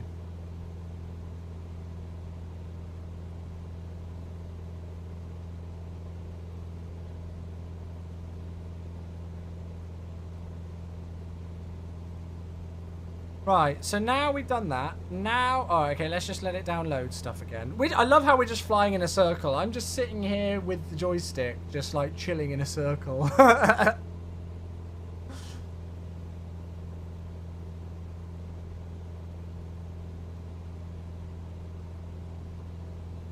Right, come on, downloading TAFs. Yeah, that A380 Drazkal, did you see it? Alpha 6 Echo Bravo, I think it was. About an hour and 15 minutes trying to get in. Wild. Smooth circle too. Let's change it up, shall we? Let's make everybody feel a little bit sick. We all awake now? You getting bored, yeah? Anybody getting bored watching? Now you're not, are you? Yeah, that's what I thought. Go to Dubai. Yeah, we are. Don't worry, don't worry, don't worry. We will go to Dubai. Moda Avios, please keep the channel in English, thank you. Oh my gosh, it's downloading like forecasts for 18 hours ahead of time and everything. Right, so now we're in like a historic mode. Now let's go back to live. Downloading Sigmets. Downloading forecast. We are on Active Sky preset control.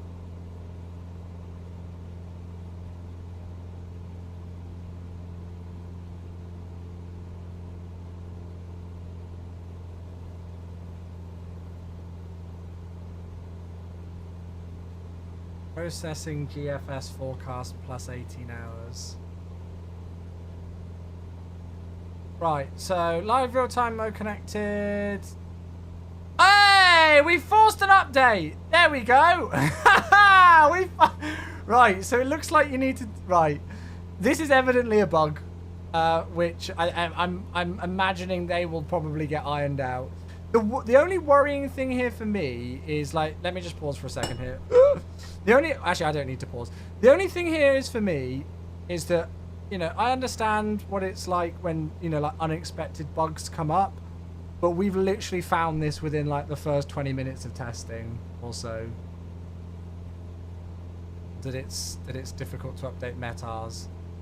It might be like a one-off thing that's like, damn it, like so many more users have got their eyes on this now. This came out of nowhere. So I'm not trying to say that a software should ever release like without any bugs. I'm well aware of that. But it's just interesting how quickly we found that. And we didn't really do a lot of playing around. Okay, so let's go and have a look. So we've now got, well, it's QNH 1025, which should be 3026. So let's go and screw around with that. And let's press B. Okay, so it's got 3026 now. Good. That's fine. Now, let's go back into here and set this to passive and go and see if we can really see a difference between it and live weather in MSFS. Yeah, there's quite a substantial difference there, isn't there? So now this is MSFS live weather. Oh, look, there's a rainbow. So now we can hot swap it. Now that we finally got the thing to update, now we can hot swap. So let's go outside. So this is MSFS live weather. I repeat, this is MSFS live weather. And we're about to change to active sky. So there's it just going clear skies as it comes in. Now this is active sky. The weather conditions are few at 15, scattered at 2,300, temperature 20, dew point 13. So I would say there's definitely a difference there. I would say there's definitely a difference there. Which one is correct? Well, I guess that's up to the eye of the beholder, really. I don't know if you can objectively decide that. Let's go back to MSFS live weather.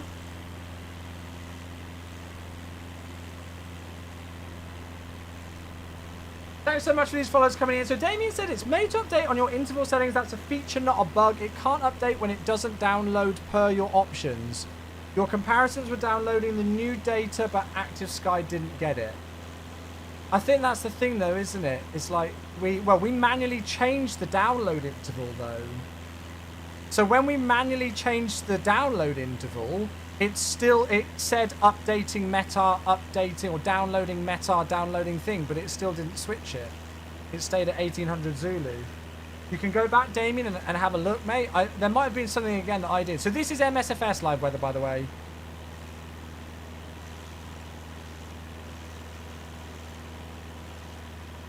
Right, let's go and load somewhere else.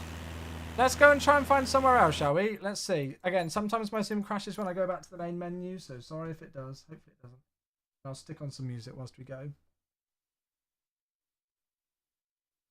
So, Islamabad looks terrible. Rev's got, so we can go to Islamabad. We'll try but the only... Oh, faff! What's this? Referenced memory could not be read. Oh. That's a new one. I've never seen that before. Oh, we're going to have to reload the sim.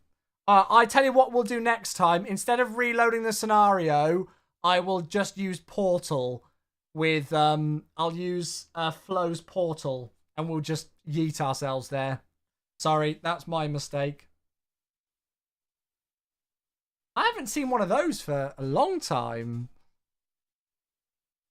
I don't know if that was... Let's give Active Sky a full restart as well and play it fair, shall we? Yeah, we'll go and see if we can find somewhere with bad visibility.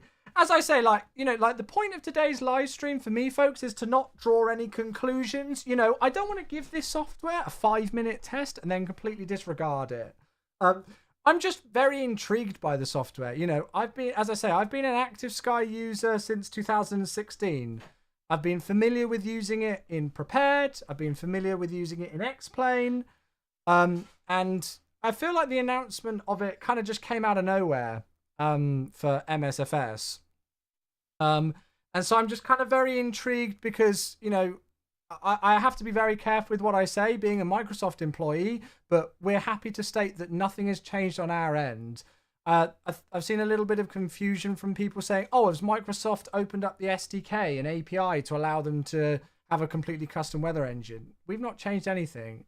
So I was just intrigued by this product to see, okay, well, what is it doing and how is it doing it? And how is it different to what's already in the sim?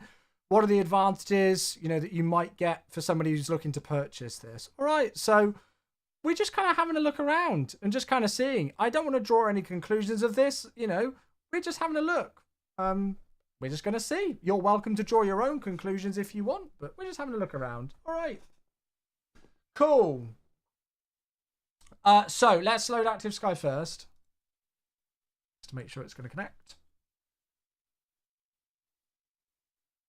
Always chilled and mature. Well, we try to. We try to at least look at things fairly. You know, this is the thing. With my new role, I realise how important it is for me as a content creator and obviously as a community manager to listen more so to you folks than you actually listening to me. I know lots of people will come into the live stream and go, hey, Chewy, what's the lowdown on this product? Hey, Chewy, what do you think of this? I'm way more interested in what you folks think of it from what I'm showing. That's way more of a valuable opinion.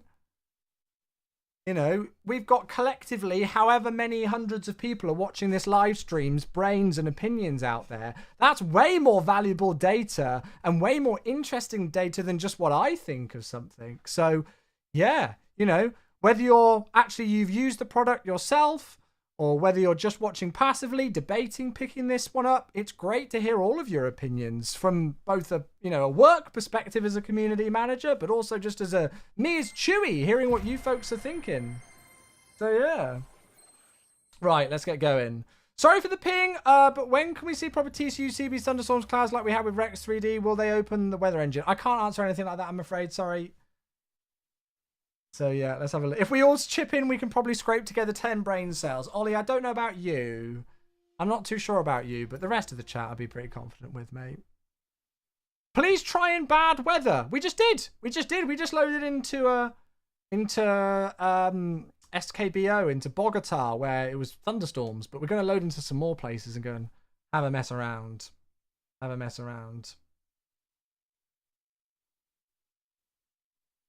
AS showed a clear sky, default sim, high clouds.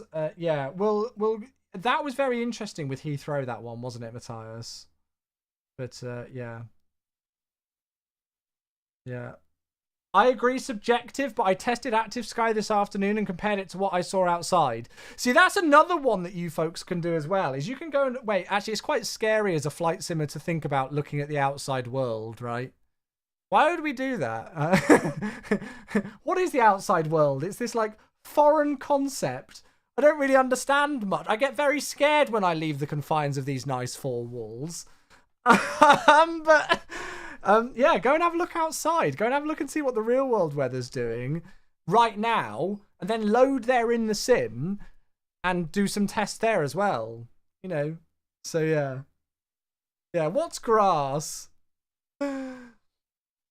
What's your high-level opinion? I don't have a high-level opinion, mate. My opinion is just as valid as everybody else's, mate. I've still not really got an opinion just yet. Yeah. I think it's very interesting, you know, like having been somebody who's been obviously following, you know, like the MSFS live weather quite closely. Yes, I may be biased now with my employer, but I do definitely think like MSFS live weather has come a long way. I've told you this story many times, but, you know, I was lucky enough to play MSFS pre-release, 11 months pre-release back in September 2019. And I tried to fly in live weather, and you got about 20,000 feet and the aircraft would flip on its head.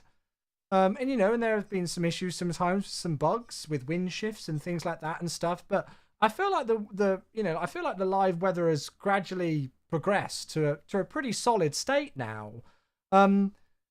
And it's kind of like it's now for me it's quite reminiscent of how we used to be with Active Sky back in X-Plane and P3D. You know, back with those sims we had to rely on Active Sky because it was pretty much our only choice. And as I say, if Active Sky wasn't working one day, well, you're pretty much just not going to fly in the sim in realistic conditions. There were a few. I mean, the Active Sky servers were very good, but there were very few days where the servers were down for Active Sky for whatever reason, and I almost cancelled streams because we couldn't do it. And I think the best thing that you can ask for a lot of the time out of a software that does weather depiction is to not be thinking about it. And I've been retrospectively thinking about this a lot recently. You know, like the way that you can something is working well. A lot of the time you'll know a software is working well when you don't have to actively think about the software. Like with my alerts, you know, when I get a sub through, I don't have to actively think about whether that software is actually going to send the alert through and it's going to play at the right time. It just does it. I can load up the software, it's there, it works. I don't have to think about it again. And because of that, it makes it an absolutely bloody brilliant piece of software. Do you know what I mean? So I feel like you can almost equate that sometimes to some add-ons and things that you use in the sim or a weather engine. You know, if I don't have to worry about whether MSFS live weather is depicting things realistically, it's working well because I'm not worried about it. I just know that it's doing it. And I guess you could say the same for Active Sky. You know, if we know that Active Sky is accurate, we're probably not thinking about Active Sky much. Great. Just load it and get on with your flight. So I hope that kind of makes sense. I know that was a long rambling point whilst I wait forever for my sim to load, but yeah. This is an SSD? Yes, it's an SSD, but I'm loading quite a few add-ons, so it does take a few minutes. But there we go. So yeah. Oh, goodness gracious. Right, so where were we going to go? Somebody said Islamabad was wild. I was going to do some helicopter stuff around Nepal. I've installed some scenery for the Everett base camp. I don't know what the weather's like there. It'd be interesting to see. Which Oslo is better, Aerosoft or Orbex? I don't want to say anything against the Orbex one because the Orbex one is nice, but in my opinion, the Aerosoft one is better. I think the Aerosoft Oslo is probably one of the best sceneries we've ever had released, actually. Right, Islamabad looks wild. So let's go clear skies. We'll go back to day. Active skies connected. Let's actually just see when the latest thing was downloaded for that. 1900 Zulu. Okay, cool. Right, looks fun. We'll just load in the Cessna again. When is the PMDG 777 coming out? 31st of February. Check it in your diary. Put it in your diary right now. 31st of February.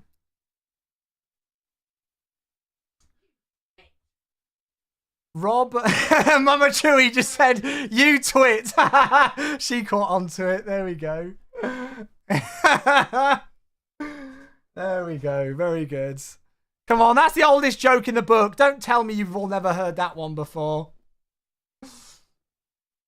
I love so Rob Randazzo's favorite thing to say whenever somebody asks him when a product is releasing, he says 1 day after the last date that I told the guy who asked me before you. Which I think is brilliant. Right, let's give it a second to load.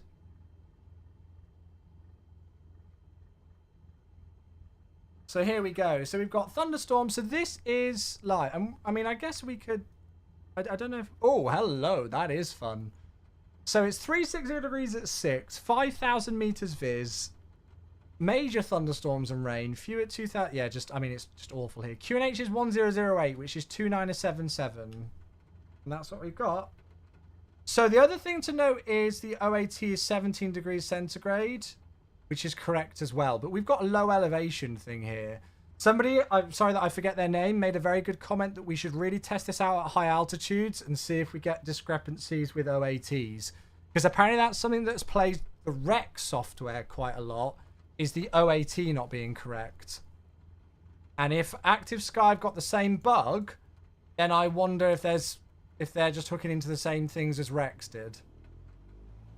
I think the thing that people are... I think... Because of how good Active Sky was in Prepared and X-Plane, you are all welcome to correct me on this, but I think there is a lot of expectation from the community that this software is changing the game completely in Microsoft Flight Simulator. And I wonder if it is. I'm not going to say it is or it isn't. But because of how much of a key software it was back in the day, so to speak, right, those winds were about 357 at 9. Yeah, it's about that, isn't it? I think quite a lot of people are expecting this to, like, completely change what MSFS is like.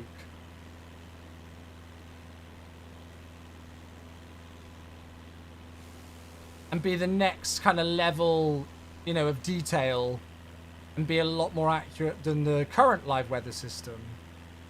Which it is kind of up to us as the community to really see whether it is. So this is Active Sky at the moment. Generally looks pretty horrible and miserable here. Let's go and have a look at live weather, shall we? So, oh wait, that says passive. Sorry, is this live weather? Oh no, this is MSFS. I do apologise. Am I getting don't sync messages? Probably. This is MSFS live weather. I do apologise. Right, let's classify. This is MSFS live weather. So I wonder if it stays in passive mode because we've restarted the software. We restarted the software. So it stayed in passive mode even though we restarted it. So now we're going to Active Sky. So now this is Active Sky. I need to see if the metar's different, don't I?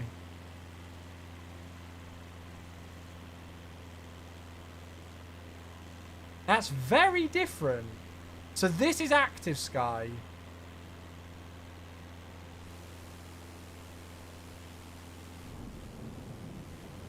Hearing quite a few thunderstorms and things. There's some lightning effects.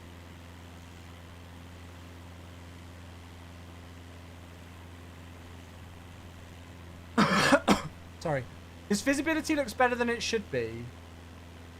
But the visibility is 5,000 meters. I don't think this is 5,000 meters viz.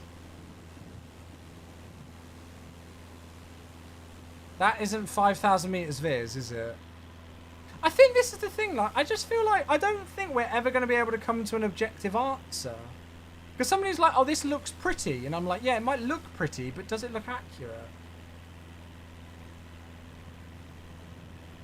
Right, now let's see if I go back to passive mode. So now we're switching to MSFS live weather. I'm just going to see when this... So this is MSFS live weather. Let's see when this data's from. Yeah, it's the same meta. It's the same meta. 1900 Zulu, 360 degrees at 6, 5,000 meters. The only, well, I say, it says thunderstorms are in the vicinity. That says Heavy thunderstorms. Am I about to crash the plane? Because I cannot see where I'm going. Let's use an artificial horizon, Chewie. So this is MSFS live weather. There's slightly different METARs, isn't there? Because that's saying thunderstorms in the vicinity, right? That's saying heavy thunderstorms and rain. Few clouds, 2,500. Yeah, they are different, even though they're at the same time. So obviously this is Meteo Blue data. This is whatever source Active Sky's using. Right, let's go back off passive. So now we're going back to Active Sky weather.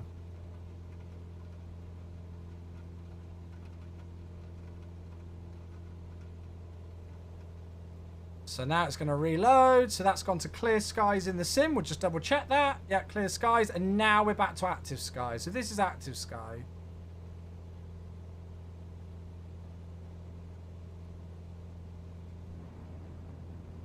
It's very different, isn't it? But I mean, like, again, the actual METARs that are being reported are slightly different.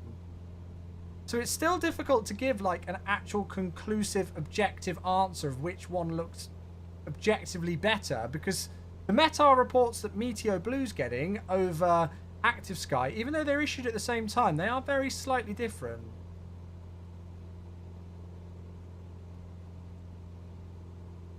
And I think the thing is that, like, you can say, like, oh, Active Sky's better here. But is it? Just because this might look cooler, is this... Well, I'm not talking about which one looks cooler. I'm talking about which one is more accurate. Because that's the whole point of a live weather software, right? If you're using it for live weather, you want it to be accurate. I don't really necessarily give a flying flamingo how good it looks, which one looks better. I give a flying flamingo which one's more accurate. That's the test that we're doing here.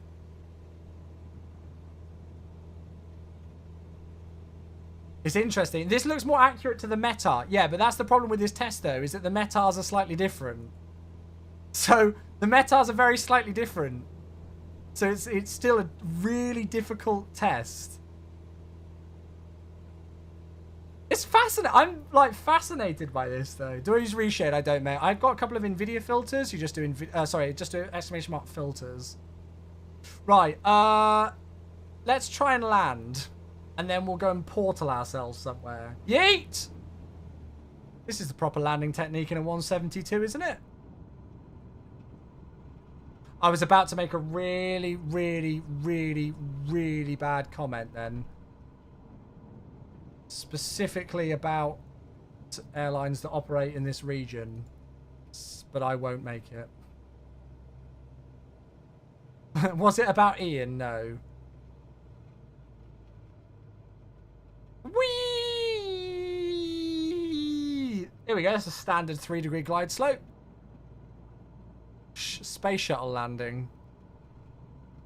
500. Long enough runway. We got loads of room. All right, now to bleed off all the airspeed. Ah! Oh my god! That's right. We're at 100 knots. That's fine. That's to be expected.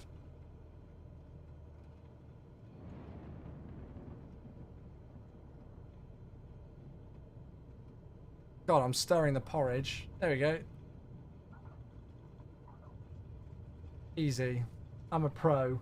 Right, instead of reloading scenarios and stuff like that, we're going to use this really cool tool. If you folks haven't seen this on Flow Pro, it's called Portal, and we can just basically transport ourselves to wherever we want in the world. Where shall we go? Where else is crazy with weather? Is this 5,000 meters visibility? According to Active Sky, we should have 5,000 meters visibility at this airport. Yeah. Oh, I've just seen. Actually, no, the METAR is the same. Look, if I type in the station of Oscar Papa India Sierra, which is where we are right now, that's showing 5,000 meters showers in the vicinity. That's what the MSFS one was showing. So now if I go back into passive again...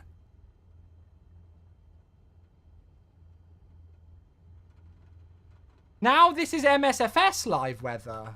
And that should be showing the same METAR report for the same airport. It is. So which is the better one? It's the same METAR. It's very interesting, isn't it? This is, by the way, this is MSFS weather. So right now, this is MSFS weather. What I'm showing right now, this is MSFS live weather. This is an active sky. So this is MSFS live weather. Now we're going to switch back to active sky.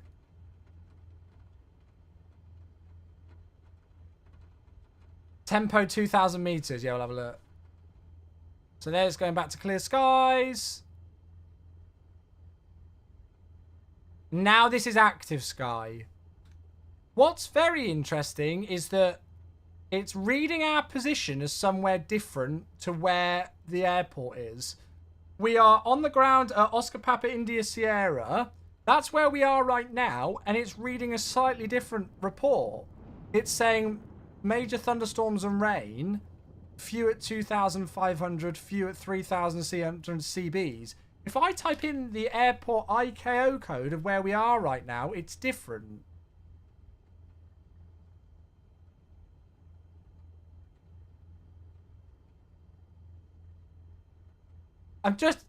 It's interesting, isn't it? So it's showing you specific interpolated location conditions. Okay, Damien, can you explain that for everybody who will not know what a specific interpolated location condition is?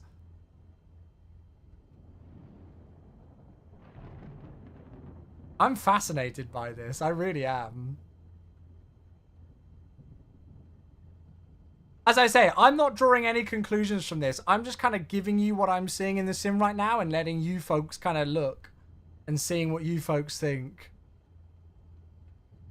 The METAR is also showing the Viz being Tempo 2000. I wonder if that's what MSFS is trying to do. Got you. Okay. Yeah. It can't say it alone is what it means. Explain in Fortnite terms. I love it. It's very interesting, isn't it? It's very interesting. Because, I mean, I'm looking at like a METAR search here, aren't I, as well? We could go and have a look at the map as well, couldn't we? Where's the aircraft? Lock the aircraft. I'm rubbish at using this. I will say one thing. I mean, it might be just because it's like a tried and trusted like system.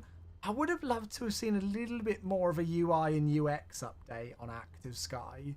Maybe it's nice and maybe it's deliberate that it's exactly the same as how we've always seen it. But this is pretty much how Active Sky looked when I first bought it in 2016. Like the options page and everything is exactly the same. Again, maybe that's deliberate for people who are familiar with this software. So you know where you're going straight off the bat. You know, like we could just go straight into debug, refresh weather. We knew where it was, right? So it might be deliberate, but I'm just being pedantic. Airports have conditions, but if you are 3 miles from the airport, it could be different depending on all the data influences. So the current interpolated conditions, no ID entered, are shown. Right. I see. So even though this is, but I mean, the thing is that I don't think that comes across in the software because it says current conditions at aircraft position, but my aircraft exact position is at Oscar Papa India Sierra. So you'd expect to then look at the station that you're at and then this be it. I don't know. I get it. I get it. It's just, I'm trying to get my head around it. How much resources does the app use? Because in P3D it took a lot of memory. I mean, I did get a memory crash earlier on, but I don't know if that was something else whilst I was trying to go back to the main menu. Let's go and have a look and see. At the moment, Active Sky is using 0.5, 0.3, 0.2, 0.3%. It doesn't seem like it's heavy on anything at all. I don't think it's doing anything memory-wise. I don't think there's any concern about that.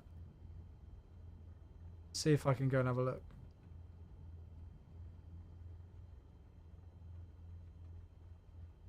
So, I mean, MSFS itself is using 8,000 megabytes of memory. Active Sky is using 360. So I've got no concerns about that. FS Realistic is using 1100. So it doesn't look like it's doing anything like that wise, yeah. Wait, I think the memory crash is due to Active Sky injecting via memory hacking, which is not really a great method for stability. I need to be very, very, very, very, very, very, very, very, very, very, very, very, very, very, very careful. This is why I'm very intrigued with this project, and we're getting almost into the realms of where I actually need to stop talking whatsoever. If Active Sky is reading and writing to memory addresses, that is not allowed as per Microsoft Flight Simulator. Okay, just to be clear from Rev, it's speculation. Okay. Yeah, we have to be very careful. Okay, Damien says it is not. Good. Perfect. Thank you, Damien, for clearing that up. So, Damien's one of the developers. He's in my YouTube chat. Good. Thank you, Damien. On a real note, I'm really glad that you don't. So there we go. That is honestly really good that we've got that cleared up straight off the bat. Because that is something that I was a little bit worried about with this software. I was like, okay, how is it injecting stuff? Is it reading and writing memory addresses to be able to completely like reverse engineer the default weather system? Because if it is, then if it was, which we now know it's not, then there's issues. But I'm glad it's not. So good. Okay. I'm glad we got that cleared up. Ham and cheddar. Hey, 4 years. Goodness me. It is so busy right now here. Right, let's go somewhere else. Let's go and load somewhere else. Where are we going? I don't even know. 4 years, thank. I love you, Ham and cheddar. You're a beautiful human. Thank you, mate. Right, where are we going? So there you go, Rev. Somewhere with a webcam. Oh, that's not a bad idea. Is there like a YouTube live? Oh, did you see that? Did you see that? Is there somewhere with like a live webcam on YouTube where we could go and like pull up a YouTube video or something? That would be quite cool. Canada has them, but the metars are balked. Is this like an MSFS bug where the metars are balked right now in the sim? If so, I've not seen any reports of it on the forum or anything. Bogota? Yeah. Oh, did they have a cam as well? I was going to just say, should we just load into like Vancouver or something? Oh, what a song. Bit of Paramore. Lakehood Anchorage has a webcam. You got a link to it? Santos Dumont does. Lanzarote has a webcam. Yeah, but Lanzarote's going to be at night, isn't it? So I don't think we're going to see much. What's it like at Rio right now? Cloudy. I mean, right, let's go to Rio because it's nothing crazy weather-wise. Whee! There we go. If you come to Austin, I'll look out my window. Yeah, but Alex, that's great, but I need like something that I can actually show to the stream. Oh, Windy does it, do they, Sethos? Oh, nice. Oh. Ew, whoa. Right, we'll just give it a second for everything to load in, because obviously we've just literally gone to the other side of the world. Sherwin with 18 months. Thank you so much for this, mate. God, it's all wild. Let's just give everything a chance. I wonder if I just do a weather refresh, whether that'll... And another month, and it's a year and a half. Love you, mate. Thank you, bud. Right, so let's make sure we're in the right mode. So this is active sky, and we've got clear sky showing on there. Good, that's fine. So this is active sky. So this is going to be few clouds at 1,000, scattered at 2,500, broken at 10,000. Temperature 24, QNH 1016, which should give us 3000. Oh my god.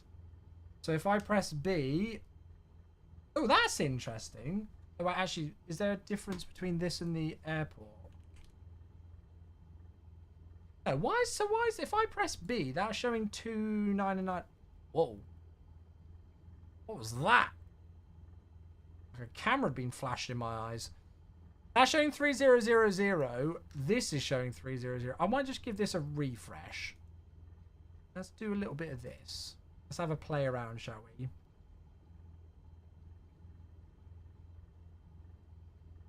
So this is MSFS. Now if I press B, what does that do? That shows 3000. Interesting.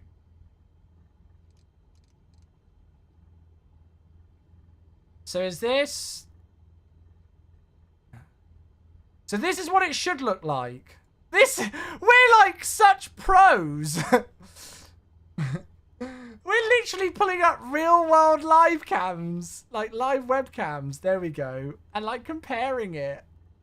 I mean, we're only going to get so much from this kind of stuff. But I just love that we're doing this. This is so cool, chat. I hope you're enjoying this. Something a little bit different. I was going to fly the 787 today and just do a flight in that. But right, so this is MSFS live weather right now. This is MSFS live weather. Let me just double check that. Yeah, so this is MSFS live weather. I'm hearing things. Oh, that's a live stream, isn't it? You tool. Yeah, so this is live weather. And let's go and double check the meta. So yeah, QNH 1016. So this is MSFS live. And then, shall I go live time as well? Ooh.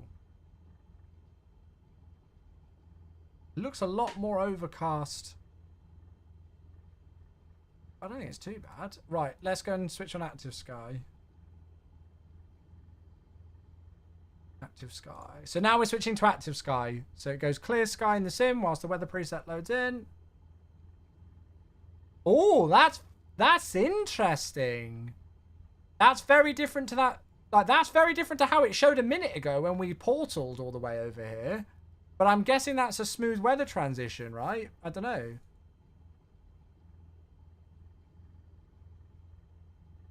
But that is different, isn't it? I feel like that's just like a... I swear I remember this with Rex, where it felt like the bottom of the clouds were a little bit like a pancake. Sometimes when Rex... I haven't used that software for years, but when Rex, the Rex weather engine for MSFS first came out, what would happen is, like, sometimes when they read a cloud layer, they would look almost like they were a pancake on the bottom. They would just look flat. Let's check the QNH. Yeah, so let's check the QNH. Yeah, so now that's showing 3000. So this is active sky. It's got the QNH correct. I feel like when we first portaled over here, the weather just hadn't fully transitioned to the new weather yet. So I'm glad we, like, actually, you know, had a look. So now we're going to go back to active sky. Now we're going back to MSFS. So now this is MSFS.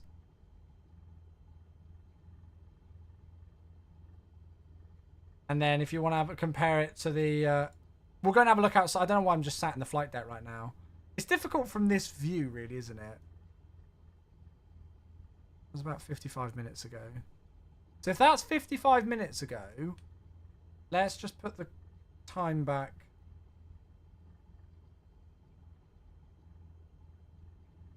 All right, that's about 55 minutes ago, isn't it?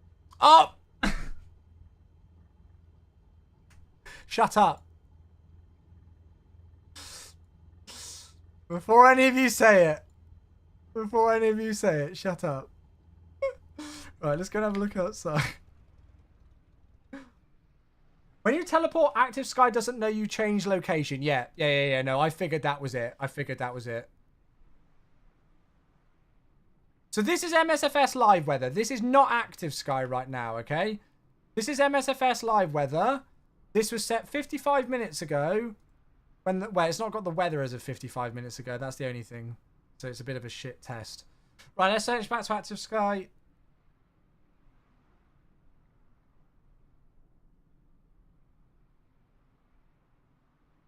So now we're going to go to active sky. It goes clear skies. And now this is active sky coming in. is that like we're saying like which one looks better, but it's like, well, the question really we should be answering or trying to find an answer to is, it's not about which one looks better, it's about which one's more accurate. So what should it be? It should be few clouds at 1,000, scattered at 2,500, broken at 10. 24, temperature 80, dew point 18, QNH 1016. It's just, I think it's all so subjective, isn't it? I think, I mean, oh, I don't know. Neither are spot on, so I'll take the free one over the paid one. It's just, I think the thing that Active Sky has got to do, because of like how, because of, you know, like the MSFS live weather engine just being a part of the default sim that everybody can access straight away, I think Active Sky's got to like really change the game for it to really like do well. Those clouds ain't moving. No, I don't think they are. I mean, I don't know if they're supposed to be moving at all. Let's go back to MSFS and see if anything happens. Are they moving though? So this is MSFS now. I don't think they're moving either. The clouds being static looks weird. See, I wonder if that's how Rex did it as well. Yeah, it's only like a 6 knot wind, isn't it? So yeah, this is the question. So somebody just said, why would anybody spend money when the base weather is fine? So I think this is the big question. And I don't think we're actually going to be able to get to like an objective answer over it. And I think that's okay, actually. But we're just kind of having to play around. Can we go somewhere that's ridiculously windy right now? Can somebody get somewhere where we've got like some wild winds at the moment? KMYP, 46 knots gusting 55. Well, that'll be a fun one. Let's just go and... Yep, there we go. That's perfect. Right, let's do a portal over there. KMYP, where are you? This would be a new airport for me. Wait, have I just done the right one? Why isn't it coming up? Am I being an idiot? Oh, no, I am doing it right. LFVP is another one. Hello there, thanks for these follows. Ah, St. Pierre, there we go, that will come up. Alright, let's go there. Yeah, we're going to try the historical weather with Dubai, with the storm. We'll do that in a moment, because I know lots of people are excited for it. Maybe the clouds don't move because the time is frozen. Yeah, we'll unpause the time. Good point, Greg. We'll go and have a look at that. Ooh, it looks fun here. Right, let's just go and make sure that if we do anything, we go... So this should be MSFS Live. What we'll do is we'll just go and clear this. The problem is that we can't see if anything's moving because it's such bad weather here that it's like pretty much overcast anyway. Although this is a cool one just to go and have a look at a difference between. Oh, look. Look at the aircraft. I'm not doing anything. Let's see if the aircraft does... Oh, actually, it's going to stop now because of where we're positioned. I was going to say, I wonder if the aircraft did that with Active Sky. Alright, so now we're going to switch to Active Sky. And we'll just make sure it's all good.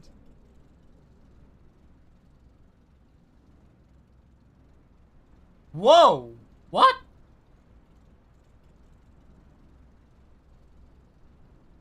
Something's not gone right there.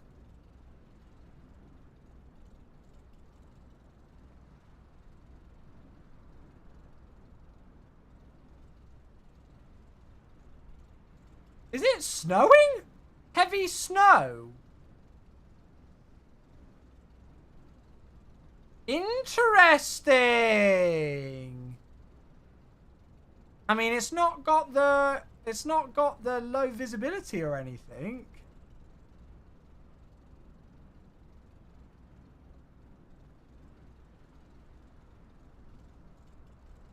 Oh, is it not Active Sky Gust that did that? They still have an effect in passive mode. Okay, yeah, it could have been them. Let's go and have a look and see what the MSFS live weather meta thinks.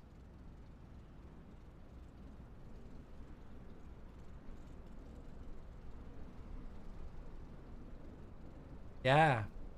So this is MSFS live weather. It says it should be heavy snow. I mean, it's got the fog and stuff like that there, but it says it should be heavy snow right now. This is very interesting. This is the webcam. Let's see.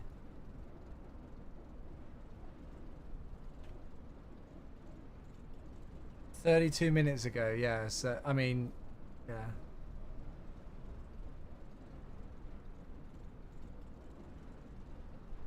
So MSFS is showing, it's showing, we'll go and have a look and see if it was just catching up with active sky.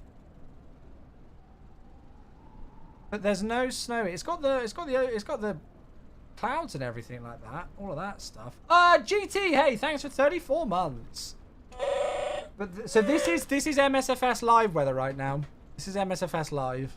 GT, thank you, mate. 34, you legend.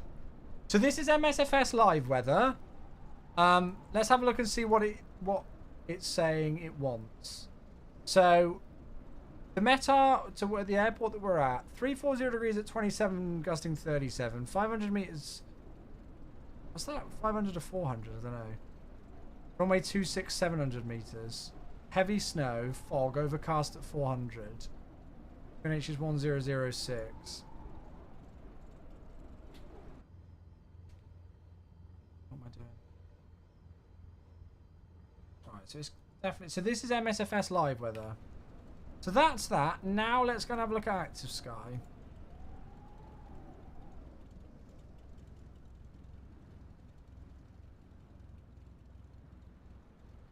It's like not, it's not even close. It's like I've just loaded into somewhere completely different. So this has got, it's like both of them are showing different things correctly and incorrectly. Because this says we should have 2,300 meters in baby rain.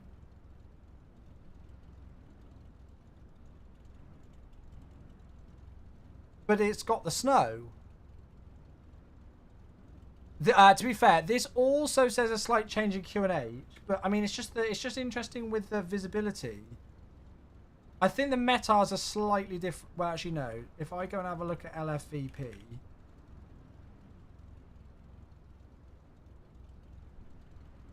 yeah, the METARs are slightly different. They're not the same, but the visibility there should be 2,300 meters. This does not look like 2,300 meters viz.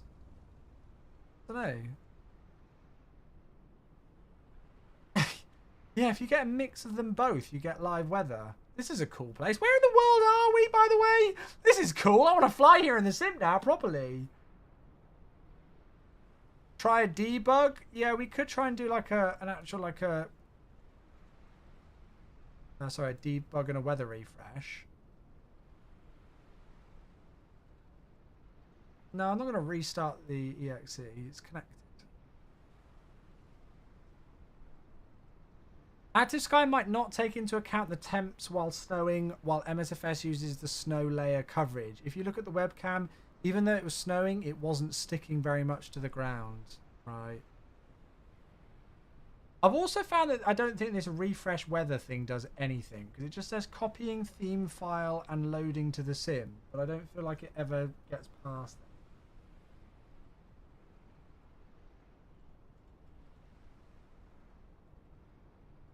What's fascinating to me about this test is that it feels like both of them have shown different things correctly and incorrectly. Could it be that Active Sky does not have a METAR that's close enough? I don't know. Because it's showing stuff at our current position. Cloned by LFVP. So I don't know. I don't think so, Matthias. But yeah, it says that the weather is cloned by LFVP, which is the closest weather station.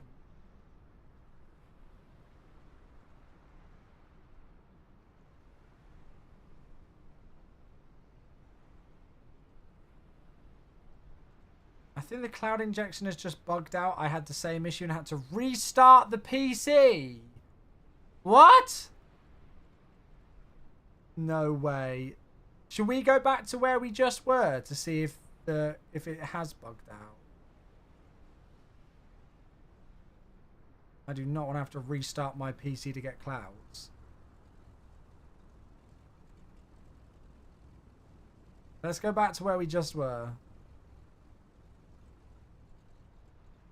I'm so glad with the Flow add-on with Portal, we can just hot switch. Hey, Navarre! Thank you, mate. 45 months. Don't worry that this looks weird. It's fine. We'll refresh it. Navarre with 45 months. Thank you, mate. You legend.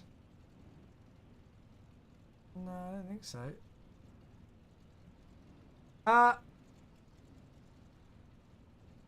So just to confirm, we've never once said that we're not allowing external weather engines if people like there are specific things that, you know, developers do not have access to. If they wanted to implement a completely custom weather engine that disregarded the MSFS one entirely in lots of different things, but yeah, I mean, like Rex has been a weather engine for MSFS for, well, over 3 years now. So nothing has changed there whatsoever. Nothing has changed there whatsoever. This isn't really a... Yeah, this is... I don't think this is really a custom weather engine. Guys, this isn't the place to come to try and ask to see if it's going to open it up. You're not going to get anywhere with that, I'm afraid. Sorry. Yeah, right. So the clouds are loading and everything. That's not a problem. I think it's genuinely just what it's reading at that place.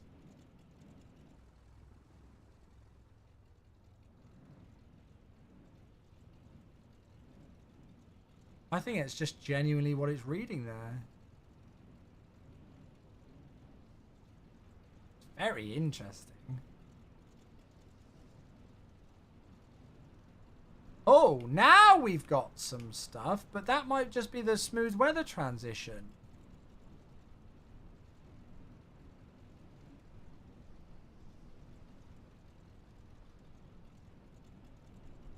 So that's MSFS live weather.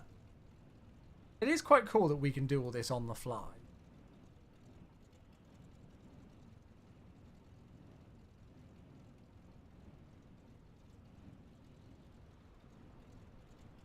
It was just a smooth transition. This is what it thinks.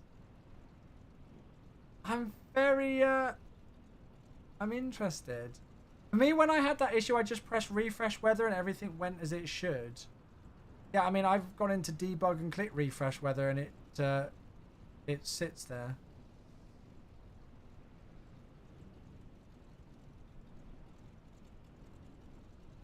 No, this isn't. You've got. I think this is the thing that's really difficult with this software that a lot of people are going to get confused about, because Active Sky basically just, almost as far as my understanding goes, throughout, you know, the weather engines of P3D and X-Plane, and it was just a custom weather engine from scratch that you put in the sim that basically just disregarded what the sim was doing.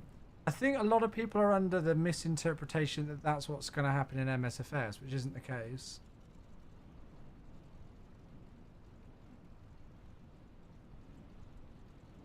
So, yeah. Hey, Della, good to see you. How you doing, mate? Guys, I'm so sorry if I've missed any comments today. Obviously, if you folks aren't aware, I'm dual streaming on both Twitch and YouTube. So not only is it a super busy stream, we've got 573 people watching on Twitch and 267 on YouTube. So if I am not responding to every single comment that I see, I do apologize. It's not deliberate. I can assure you I'm not deliberately ignoring anybody. There's just a lot of people here. I mean, so this is the thing that's happened to me. It just gets stuck on copying theme file and loading to sim. It cannot get past that.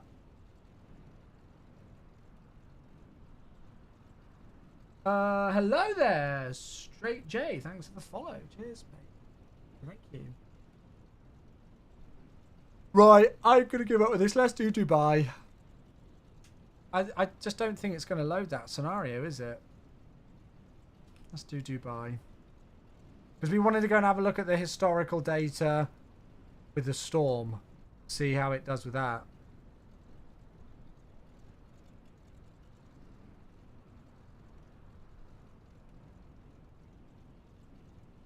clouds are moving. Well, that's actually something that we just tried to have a look at, but we didn't get very far. Pull up. You get the same at this airport. Oh, so it is with the sim then. Interesting. So this, if you're wondering about this portal thing, this is part of a piece of software. Oh my god. Called Flow Pro. You can see it in the top right-hand corner there. Flow Pro.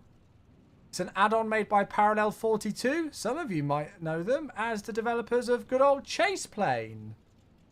They made Chase Plane. Yeah, it's them. And this is called Flow. It's an MSFS toolbar add-on. These are little icons here are called widgets, and you can customize these. You can change them and have different ones on different pages. You can customize them for the aircraft. You can do all sorts. Yeah, it's very, very, very good. Very, very good. Right, so if we go to, yeah, clear skies. Sorry, let's go time.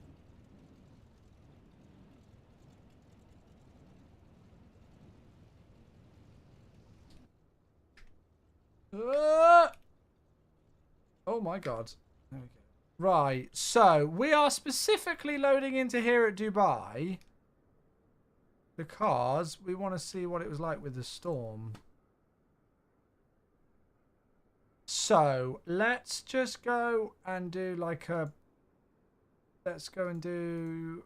Yeah, active sky preset. Weather mode historical. Now, can somebody let me know when the storm was?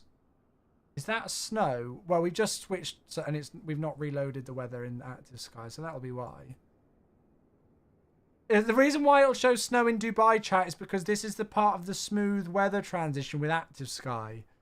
So because we've just portaled ourselves from LFVP to OMDB, and LFVP had loads of snow everywhere, it's depicting that smooth weather transition. That's why. So don't get your knickers in a twist over that. 16th. Right, what time?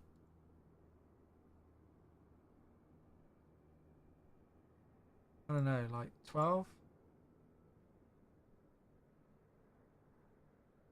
It was on the 15th, was it? Started Monday evening into Tuesday and the whole of Tuesday. Right, well, Tuesday was the 16th. So it's downloading the metars now. So let's go and have a look and see if it gets this storm in. I mean, I'm not expecting it to literally, like, we can see the Fly Dubai 737 trying to become Michael Phelps swimming down the apron. But it will be interesting to see how much of a job it does.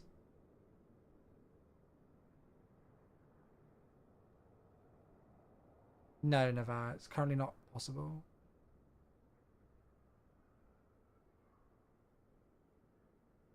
$2.50 local. How many hours ahead is local time in Dubai from UTC? I don't know that off the top of my head.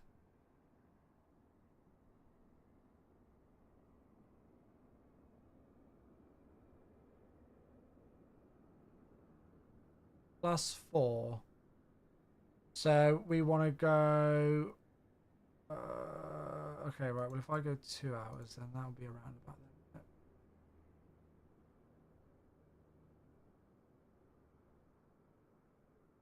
You were swimming in it on Tuesday. Goodness. Oh, now it's doing another download because we changed the time. Bath.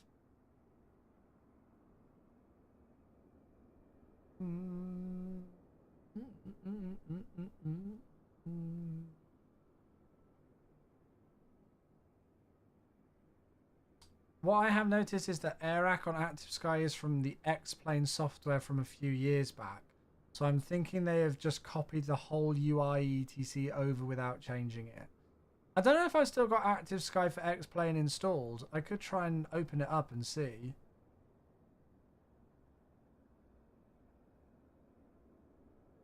There was something about storm data not being available for newer than 10 days ago. Oh, really?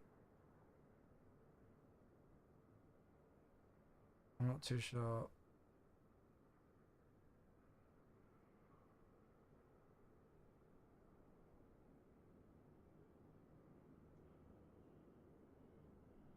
What's the time?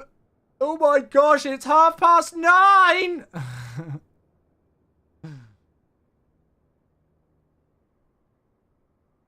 Goodness gracious. Right, is it loading in? Idle. So now how do I kind of force it to go in? Because it looks like it's got it. Oh, there we go. There it is.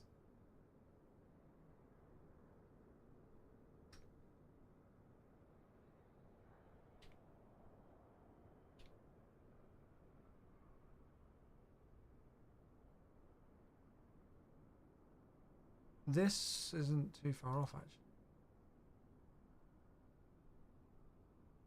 That doesn't look like a massive thunderstorm, though, does it?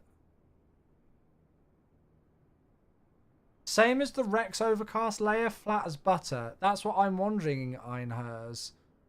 I'm wondering if it's doing the same thing as how Rex does it, which Rex released 3 years ago with that.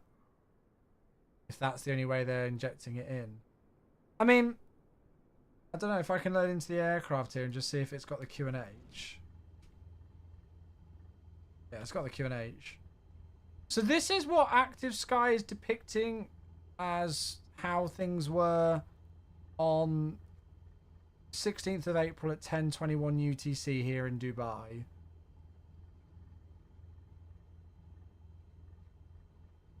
I don't know. Can I go passive and then back into... Oh, I think it's going to put me back into live if I do that. That's a pain.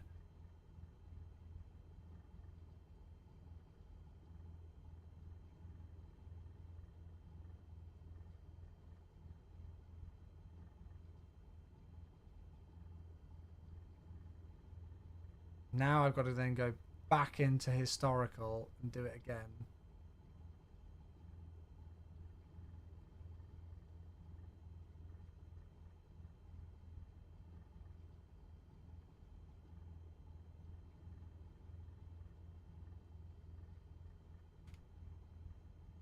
Right, so now this should be 16th of April 2024, 11:26 UTC. It's downloading now.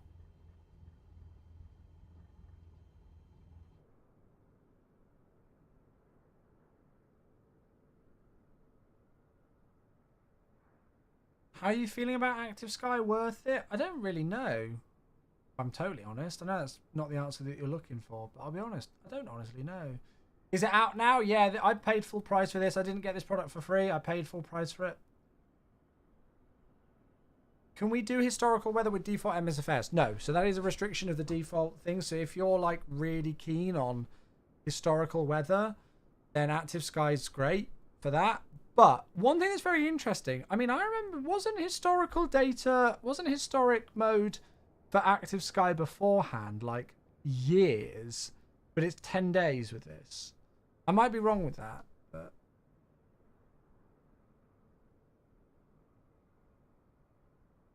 Hey Jeff, how you doing? I want to do one more thing where I test about the outside air temperature bug. That looks a little bit different now, doesn't it? Hey, but that's showing...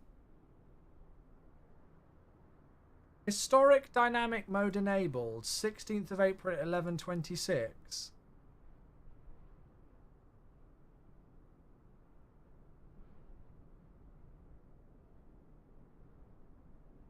I'm not sure.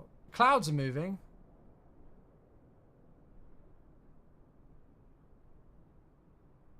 I just want to make sure this isn't live weather. No, it's clear skies in there.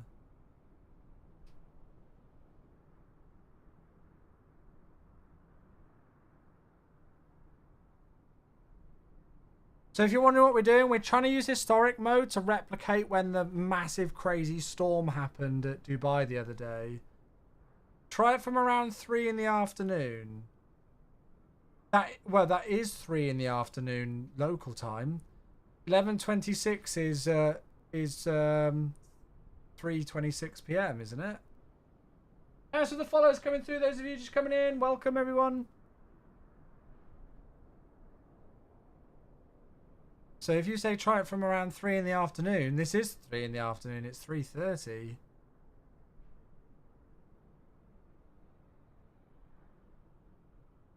Do you have any recommendations on freeware planes? I don't think I use any, if I'm honest. I just checked your camera roll and I filmed it out your window at 2:30 local, so you're on the money in time. Yeah. All right. Well, Straight J, who literally lives in Dubai, has confirmed that we're at the right date at the right time. This is supposed to be the historical data for the storm at Dubai. There might be something that they've got where they've just not got the data yet for the last 10 days, maybe. But yeah. Yeah. So Receptor on YouTube says the old Active Sky hosted historical data measured in years. I don't understand why this is 10 days. Yeah. Yeah. Remember, historical is hourly archived. You should try the following hour. Okay, cool. So let's go with 12:26. Oh. That sounded like something died. I think we're good. Right, it's downloading a meta. Let's try the next hour.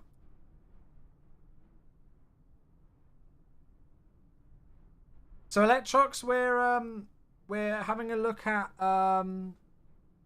we're having a look to see if we can discover the storm at Dubai. We're using the historical dynamic mode.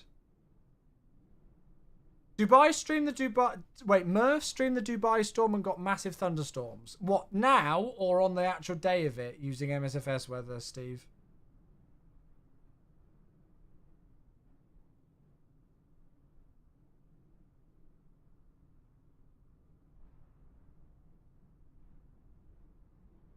I thought Active Sky UI said 12:30 Zulu. The Active Sky UI says local is just Zulu 1:30. Sorry, where does it say that?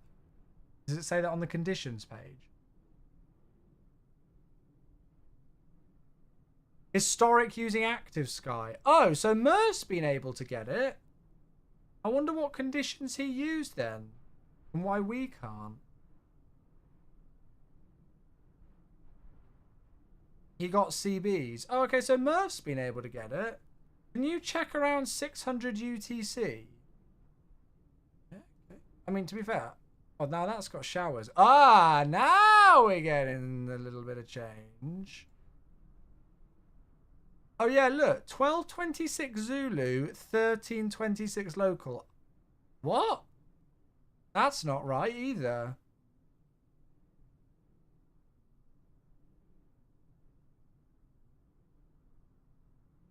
That's UK local time.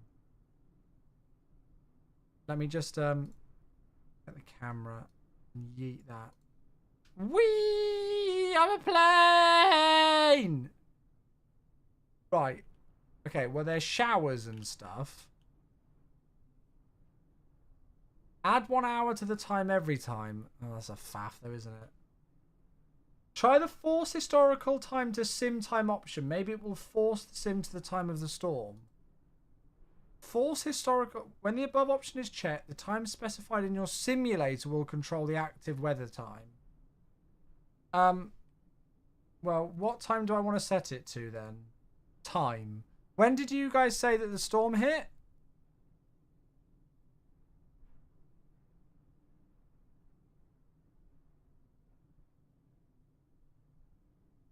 There's definitely a 4 hour difference. GMT is UTC. This is local time. It's 4 hours difference.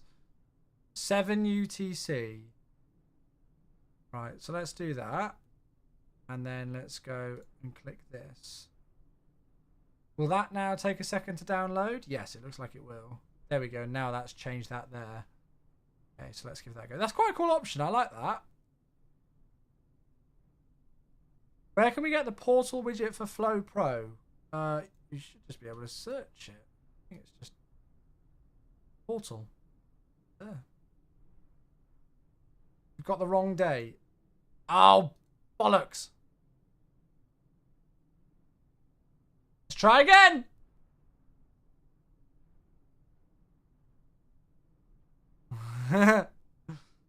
We'll try again. Why does it keep doing that?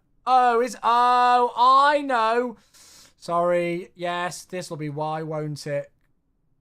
Yeah, sorry. I get it.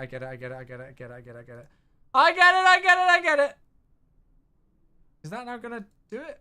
If I go back off here and do that. What the heck is this song? Why is that not changing? Because that's unticked, that's why.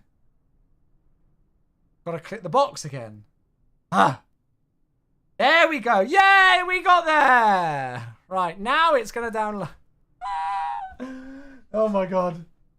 Why does the box untick? I don't know. So yeah, Damien says to see our project page, FAQ items for details on historic availability. Yeah, so we're just kind of having a play around, seeing what we can and can't get out of it straight out of the box, really. We're all learning here. That's it. That's it.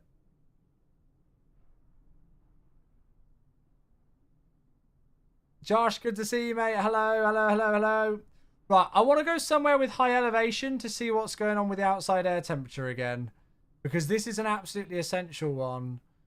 Somebody commented earlier on that the outside air temperature was drastically different in active sky with what the aircraft was reading over what it showed with the METAR. Which then when you get to higher altitudes is a major issue. So let's see.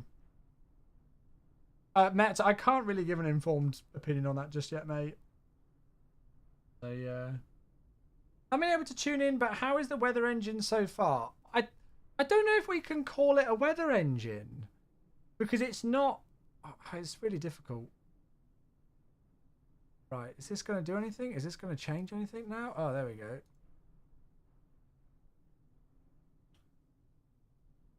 Well, I mean, it's a bit cloudy, but...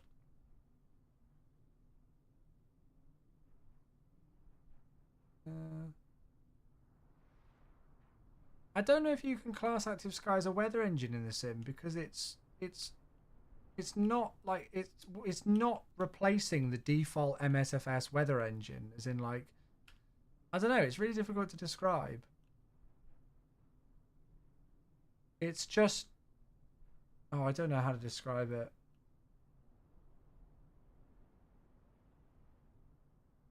It's because I'm also tired on a Thursday. It's like it's controlling the default weather system.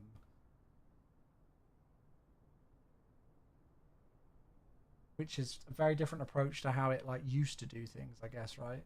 I don't know. Well, I've failed now so far. I've failed so far with trying to find the storm here. Let's go back to Bogota because it was a really interesting place, and we've got that high altitude test that we can do. And I'll go back to live weather as well. That's another one to do. Pull up. The thing that's interesting for me and that I'm wondering is looking at this from like a cost point of view, like is this going to be different enough for the user to warrant the price point over just using live weather? And then if and what does it offer over like Rex? Because this kind of thing where you've got an external piece of software controlling like the METAR and things in the sim and the clouds, that's not new. Rex did it years ago. Rex did it years and years ago. Like, I'm just wondering what's different about this. Again, I'm not like coming to any conclusions with that. I'm just kind of like putting these questions out there. Oh, how about an email from somebody who's created the new SBGR scenery?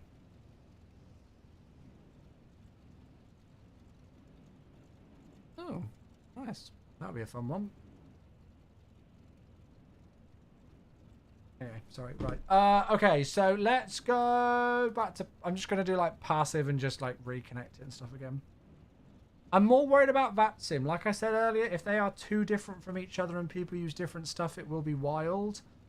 Yeah, I mean, like, VATSIM's got very loose rules with it. I think as long as the upper winds are okay and the QNH is alright, we should be fine. Yeah.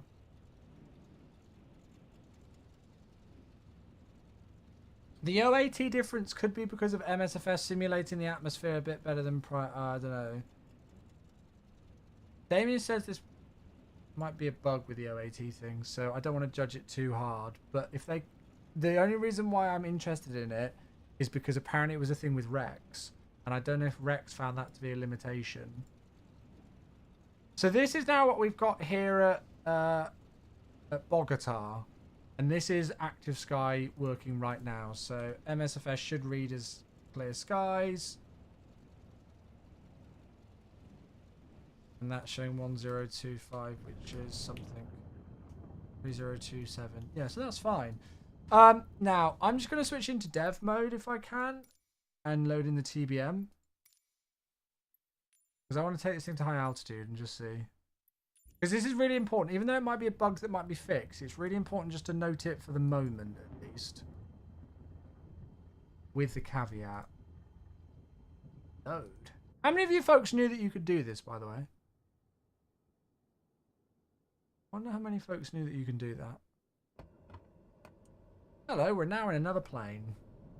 Who needs to go back to the menu, eh? There you are. We're now in another plane.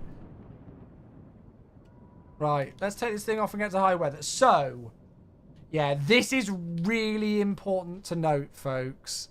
Really important to note.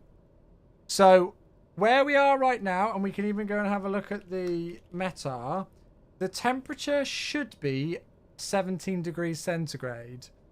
The aircraft is registering us at 0 degrees centigrade. Let's go and have a look at MSFS live weather. So we're now switching away from active sky and we're going to MSFS live weather. Let's see if we get a change in that OAT. Straight away, 17 degrees centigrade.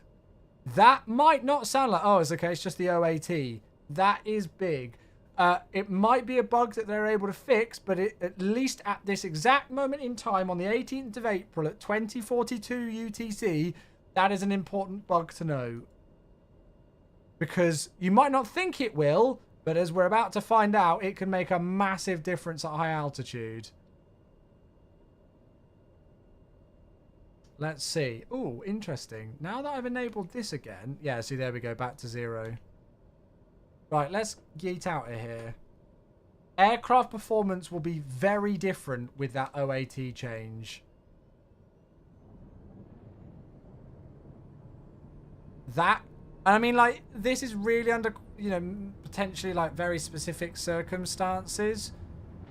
I don't know how evident this will be when you're not operating, like, out of airports that are at high elevation. You know, this elevation here is 8,300. That's pretty wild. But still. Reload plane textures, yeah. I don't know, yeah. Oh, so you mean just reload the plane textures without reloading the whole aircraft? Right, let's have some fun with this. This will probably be the last test of the night, chat. I've had a very busy day at work today. And I'm pretty whacked. But I just thought we'd kind of see what we can do and have a bit of a play around. What am I doing? I'm thinking about speed here. Oh, I know. I need to probably disengage flight level change and then engage it again. What's going on with my flight director? Maybe if I did that.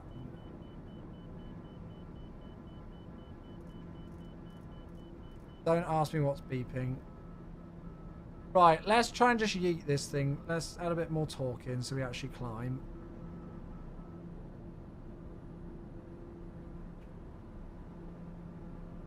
Yeah, so there you go. So look at the OAT. It shouldn't be anywhere near that low here right now. Oh, yeah. Generate wind shear and stuff. We were going to do that as well. Yeah, good point.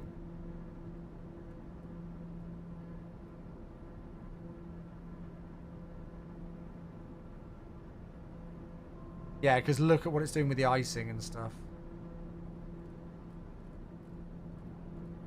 Because now the aircraft thinks we're in icing conditions. So this could get fixed and patched quite quickly. But it's just one to note for the moment, at the very least. Because look, we can see the aircraft building up icing here. Alright, let's switch away from it and then see if that gets rid of it.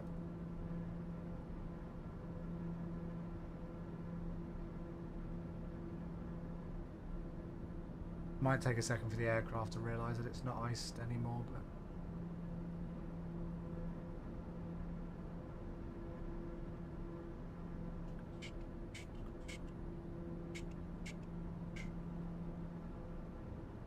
This live weather? Is this actually what it thinks the live weather is? Because that's very different. That live weather is very different. That's what it thinks it is. That's very different, isn't it? This is just so... I'm just finding this so fascinating. So the OAT there is 3.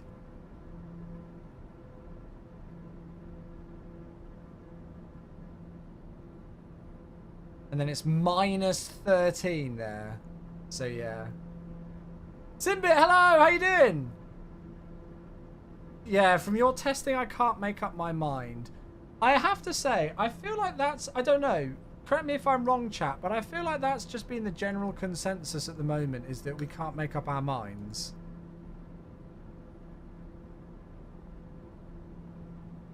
Which, when you're spending like £23 on a product, you want to be able to make up your mind.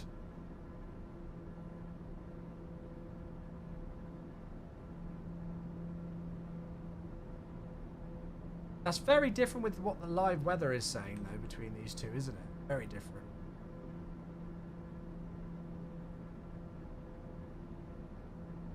Yeah, I mean, that's not right at all. I'm happy to admit that that isn't what it should be. It feels weird. It feels like sometimes, like, oh, Active Sky's just got that, like, spot on. Like, it's much different. But then there are others where it's like, I don't know.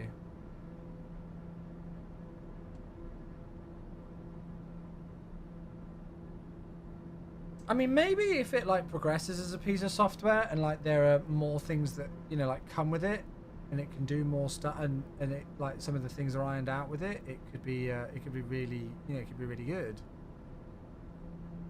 I deliberately didn't just want to like throw it in the bin, you know, like just after one test with it. I wanted to actually like give it a good play around with today.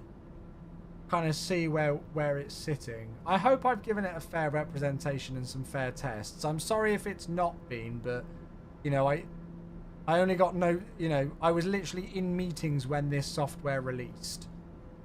And I've not really had any time to prep. So yeah. They need to hire a UX designer. Well, I mean, like, I think the UX and the UI thing is a very interesting conversation, because on the one hand you could say, wow, Active Sky, you've not changed your UI since 2016 really, for the most part. But on the other hand, you could also say, yeah, but everybody knows where everything is. Like, a lot of people who will be probably looking to buy Active Sky have probably bought it in other sims beforehand, and so will, you know, like, again, earlier on, we were like, oh, how do I refresh the weather? Oh, yeah, I go debug, refresh weather. If they'd completely changed the UI and the UX, I'd probably spend like 5-10 minutes faffing with that and being like, oh, how do I find it? So, yeah. I see this product has been getting hate from a lot of people. What's your take on it so far? I mean, I've not seen any other content or any other comment on any forums or anything yet, because as I say, I was in meetings. I literally scoffed down food and then went live. Judging from what I've seen so far on, you know, from just my live stream chats, it's been quite a mixed response. It's been quite a mixed response. A lot of people who are quite excited about it, a lot of people who are indifferent about it, lots of people who are skeptical about it, lots of people who aren't interested in it. So it's interesting. It's definitely interesting. That OAT bug definitely needs to get fixed, though. Because it might not sound like it'll make a lot of difference, but it's actually the defining thing for me not using Active Sky at the moment. I probably won't use Active Sky until that bug is fixed. Because as I say, it might not sound like a tremendous bug, but go and fly at high altitudes with airliners and see what happens when your OAT drops that much.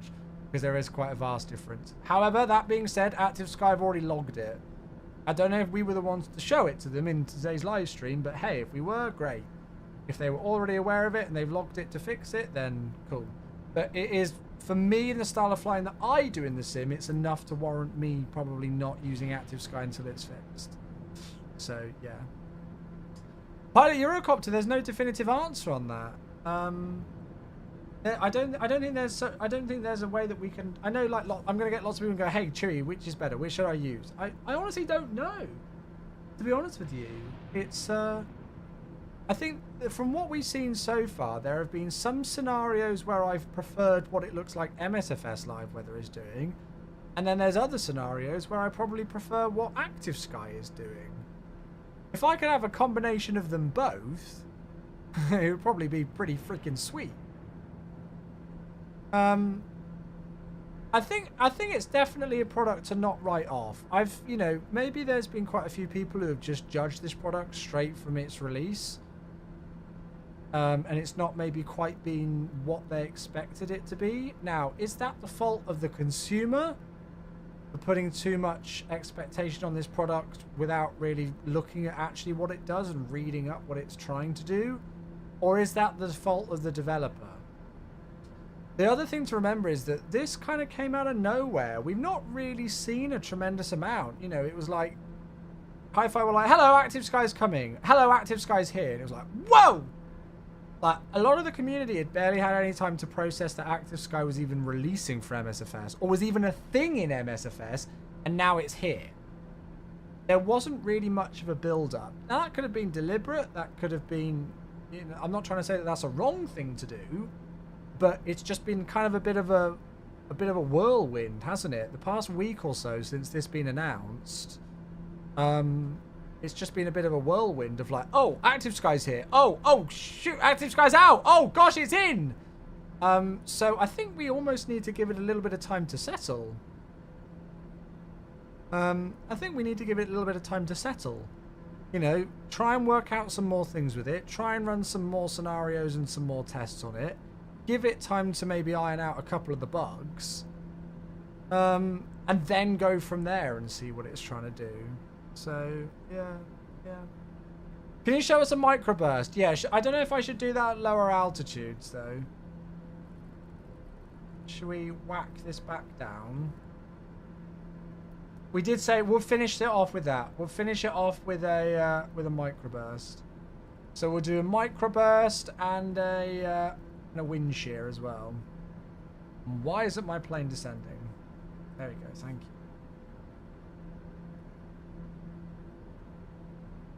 You know what? Why am I not just going into VS? There we go.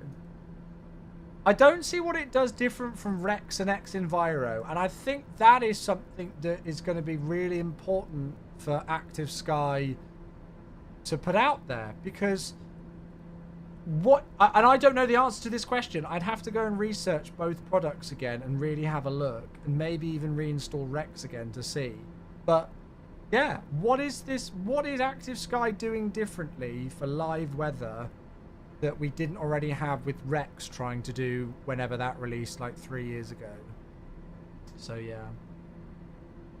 I missed the LFVP section. Was this with historical or with live? That was live. That was like as it was now. Yeah, or as it was at that time. That was live weather. It was really interesting, Damien, because the snow was there, which the MSFS live weather didn't have, which evidently shows that the live snow is being taken from different sources, right? But the bad visibility was there with the MSFS live weather, but it wasn't like 2,300 meter viz with baby rain and everything like that, with a bit of mist and stuff in Active Sky. So it's just interesting. To justify having to pay, install, and handle additional software, it needs to be much better, not just good, sometimes good, not just sometimes good. And I think that's like a really interesting point, is that, we're used to now with MSFS just making sure that live weather is ticked before you click fly. And that's it. I'm not trying to say that MSFS live weather hasn't had its issues, and it doesn't, I'm not trying to say that MSFS live weather is perfect by any means. I'm well aware of that, but at the same time, I think you've got to think of this from the perspective of the majority of users who are used to now just clicking it and expecting live weather to work to a pretty darn good degree, and I'd like to think nowadays it does work to a pretty darn good degree. And so it's a case of whether Active Sky offers such advantages to outweigh that. I think that's the big kind of thing here. Are there enough advantages that you're gaining in Active Sky over the default weather system to warrant the purchase, to warrant the handling of it, and to warrant the, you know, updating it and things like that, which you don't have to worry about with the default one. Anyway, let's go and see if we can throw some microbursts at it. Wind shear. Wind shear. That's Wind Active shear. Sky sounds. Don't know if it'll actually do anything. At least made a sound at me. Wind shear. Wind shear. Wind shear.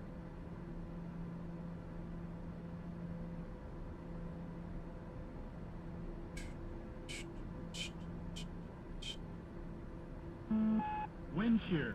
Wind shear. Wind shear. Oh, there it is. Boing, boop, boop.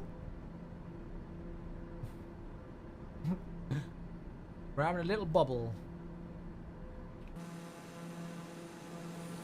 Little microburst. There you go. Just a little microburst.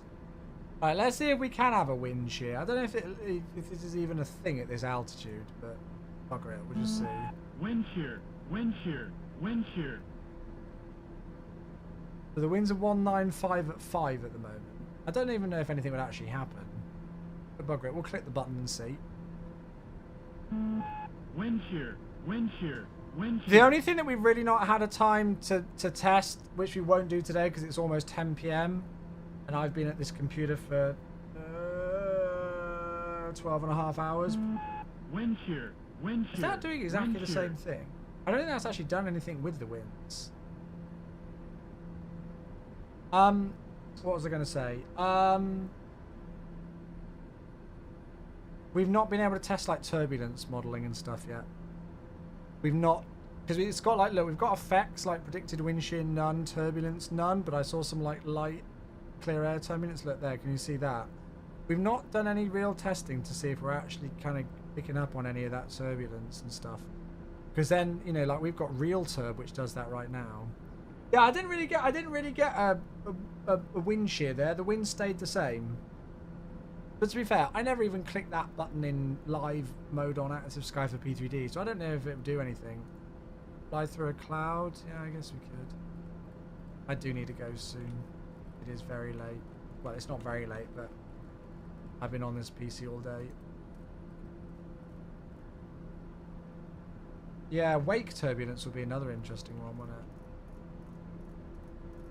Of course, I've just flown past a cloud. Oh, look, there's some interesting weather up here. Just saw a thunderstorm. I don't think it works. Are the clouds completely static? I don't think so. I think when we were in Dubai earlier on, they were moving, but I'm not too sure.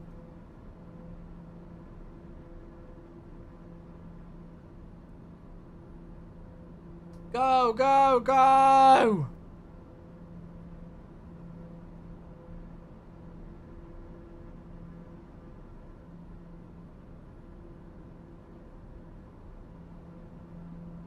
But yeah, I'm not too sure if the clouds are static. I mean, we saw them moving earlier, but I don't know if that was like a smooth weather transition thing or what. Full throttle, we're at 97% torque. Now we're at 100% torque. Over that.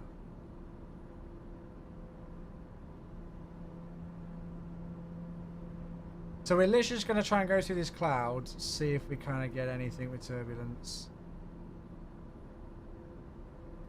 What's the weather radar showing? Well, this is a default aircraft, so I don't know if it will just show what we've got kind of default-wise. To be honest with you, I can't even remember how you activate it in the TBM.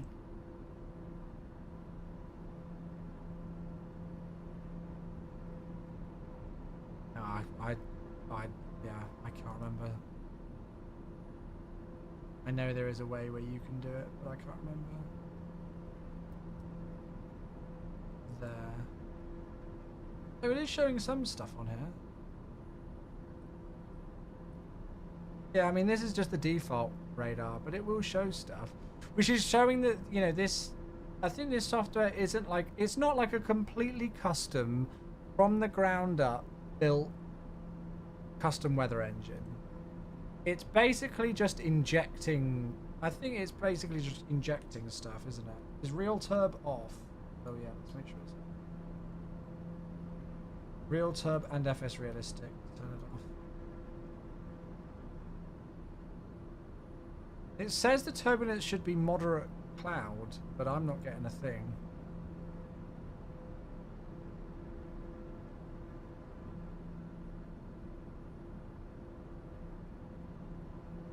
So the actual Active Sky software itself says turbulence moderate cloud. There's nothing.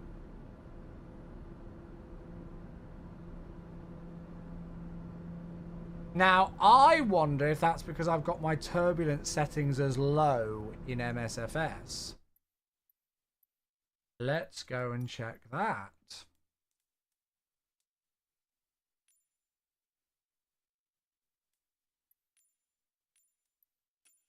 I wonder if you need to turn things like this on with it.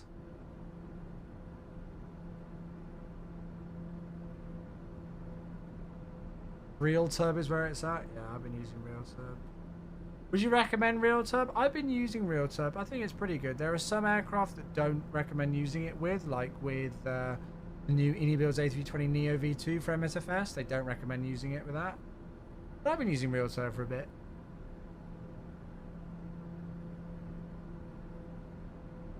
I mean, I'm not getting anything right now. Look, turbulence, moderate cloud. We're right in the middle of something that's not exactly nice. And I'm not getting any turbulence. And I've just turned my MSFS turbulence up to realistic. I don't know whether we can do anything, yeah, with like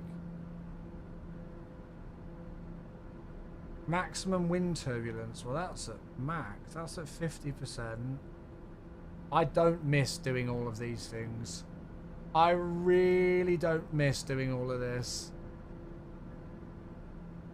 I think this was something that, quite honestly, I don't know, it's nice for people who want to really get into all of this, but the vast majority of flight simmers nowadays don't really want to know, like, faff with all of these settings. They just want something that's real. They just want to be able to open up a piece of software and it be, you know, doing things the way it should. I don't know. I believe you are getting interaction issue from other Turb apps. They're not open. I've closed them. So they shouldn't be. I mean, I can double check in Task Manager.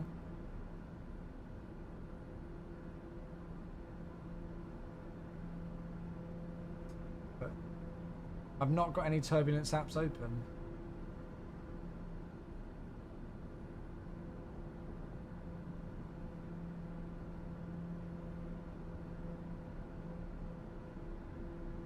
Yeah, Real Turb's definitely gone. And FS Realistic's definitely gone. There's no processes in Task Manager whatsoever. Yeah, I'll be honest. I mean, like, I never really enjoyed doing those settings anyway.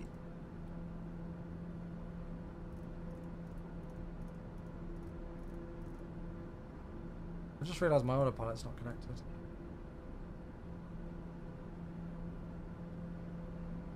How is the turbulence now? Yeah, it's... Let's have a look. You go. Sorry, where were we looking for that? Oh, we were in debug, weren't we? Light, clear air turbulence. Let's fly towards this, because this thing looks horrible.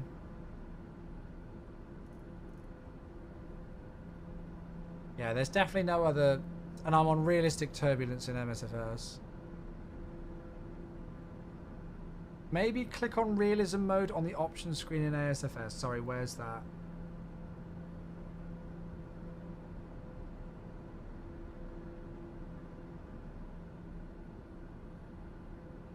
Oh, the clouds have gone.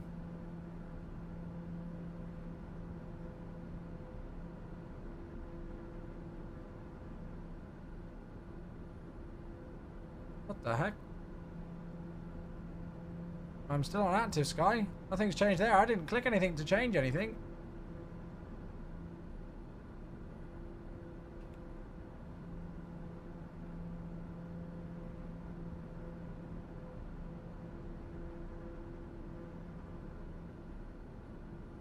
I didn't. They just went. They just disappeared. You moved to a new area. The conditions transitioned. In the greatest of respects, the conditions didn't transition. The conditions absolutely evaporate out of thin air.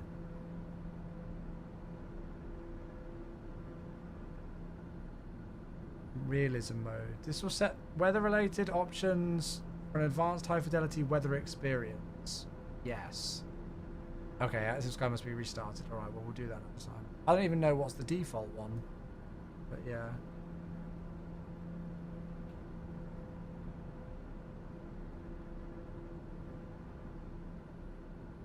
You can control the smoothing rate. Ah, okay. Oh gosh, I'm getting tired. I think if I'm like thinking about this product overall, is that I think to be honest with you folks, it's really at the moment really going to appeal to people who want to tinker with live weather stuff.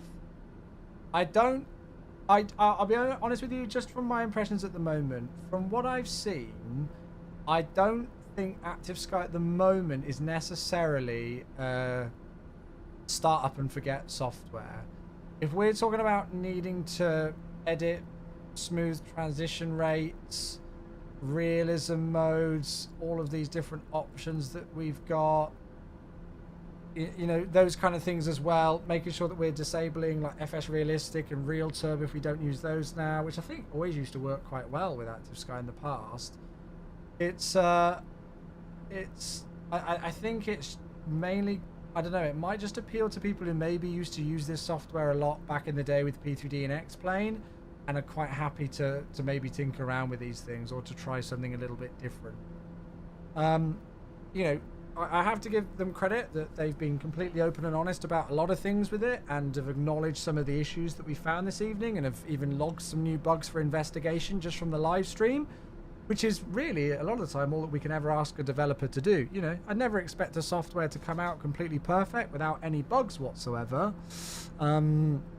So it's great to see that, you know, some of the stuff that we've discovered today on stream has already been logged, and hopefully we'll see them get fixed in an update in the near future. Yeah, it's just an interesting one. I've still not made my mind up on it. It's not blown me out the water, you know, but I didn't really know what I was expecting it to do. Yeah, I didn't really know what I was expecting it to do. I think because it's been such a whirlwind of oh my gosh, Active Sky's coming to Microsoft Flight Sim, and then oh my god, Active Sky's just released.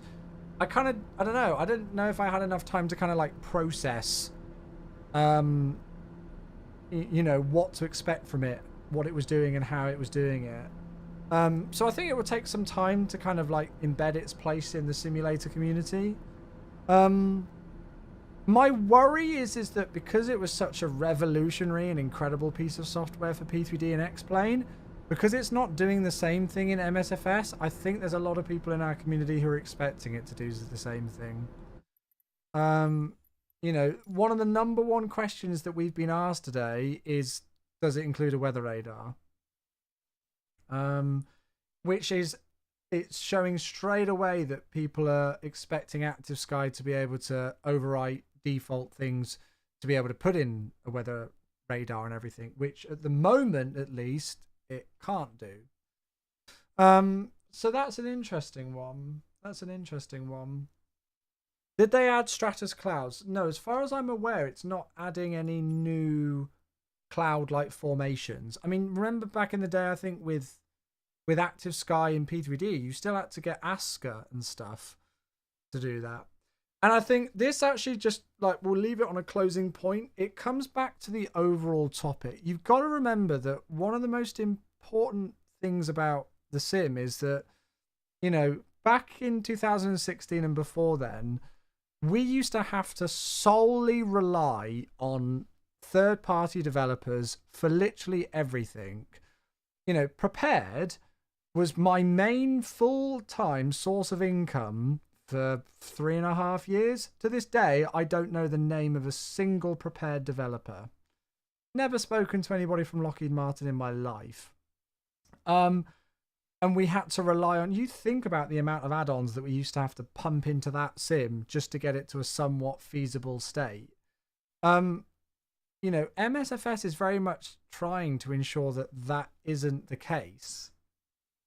And there's a lot of features in MSFS which, hopefully are default available and, and ever expanding and progressing. And obviously we've got a whole new simulator coming out later this year. Let's not forget, we've kind of got to put this in the context of the fact that Active Sky is coming out at a time when MSFS 2024 is somewhat on the horizon. I'm not going to discuss release dates or anything like that, so don't try and bait it out of me. It's not going to happen.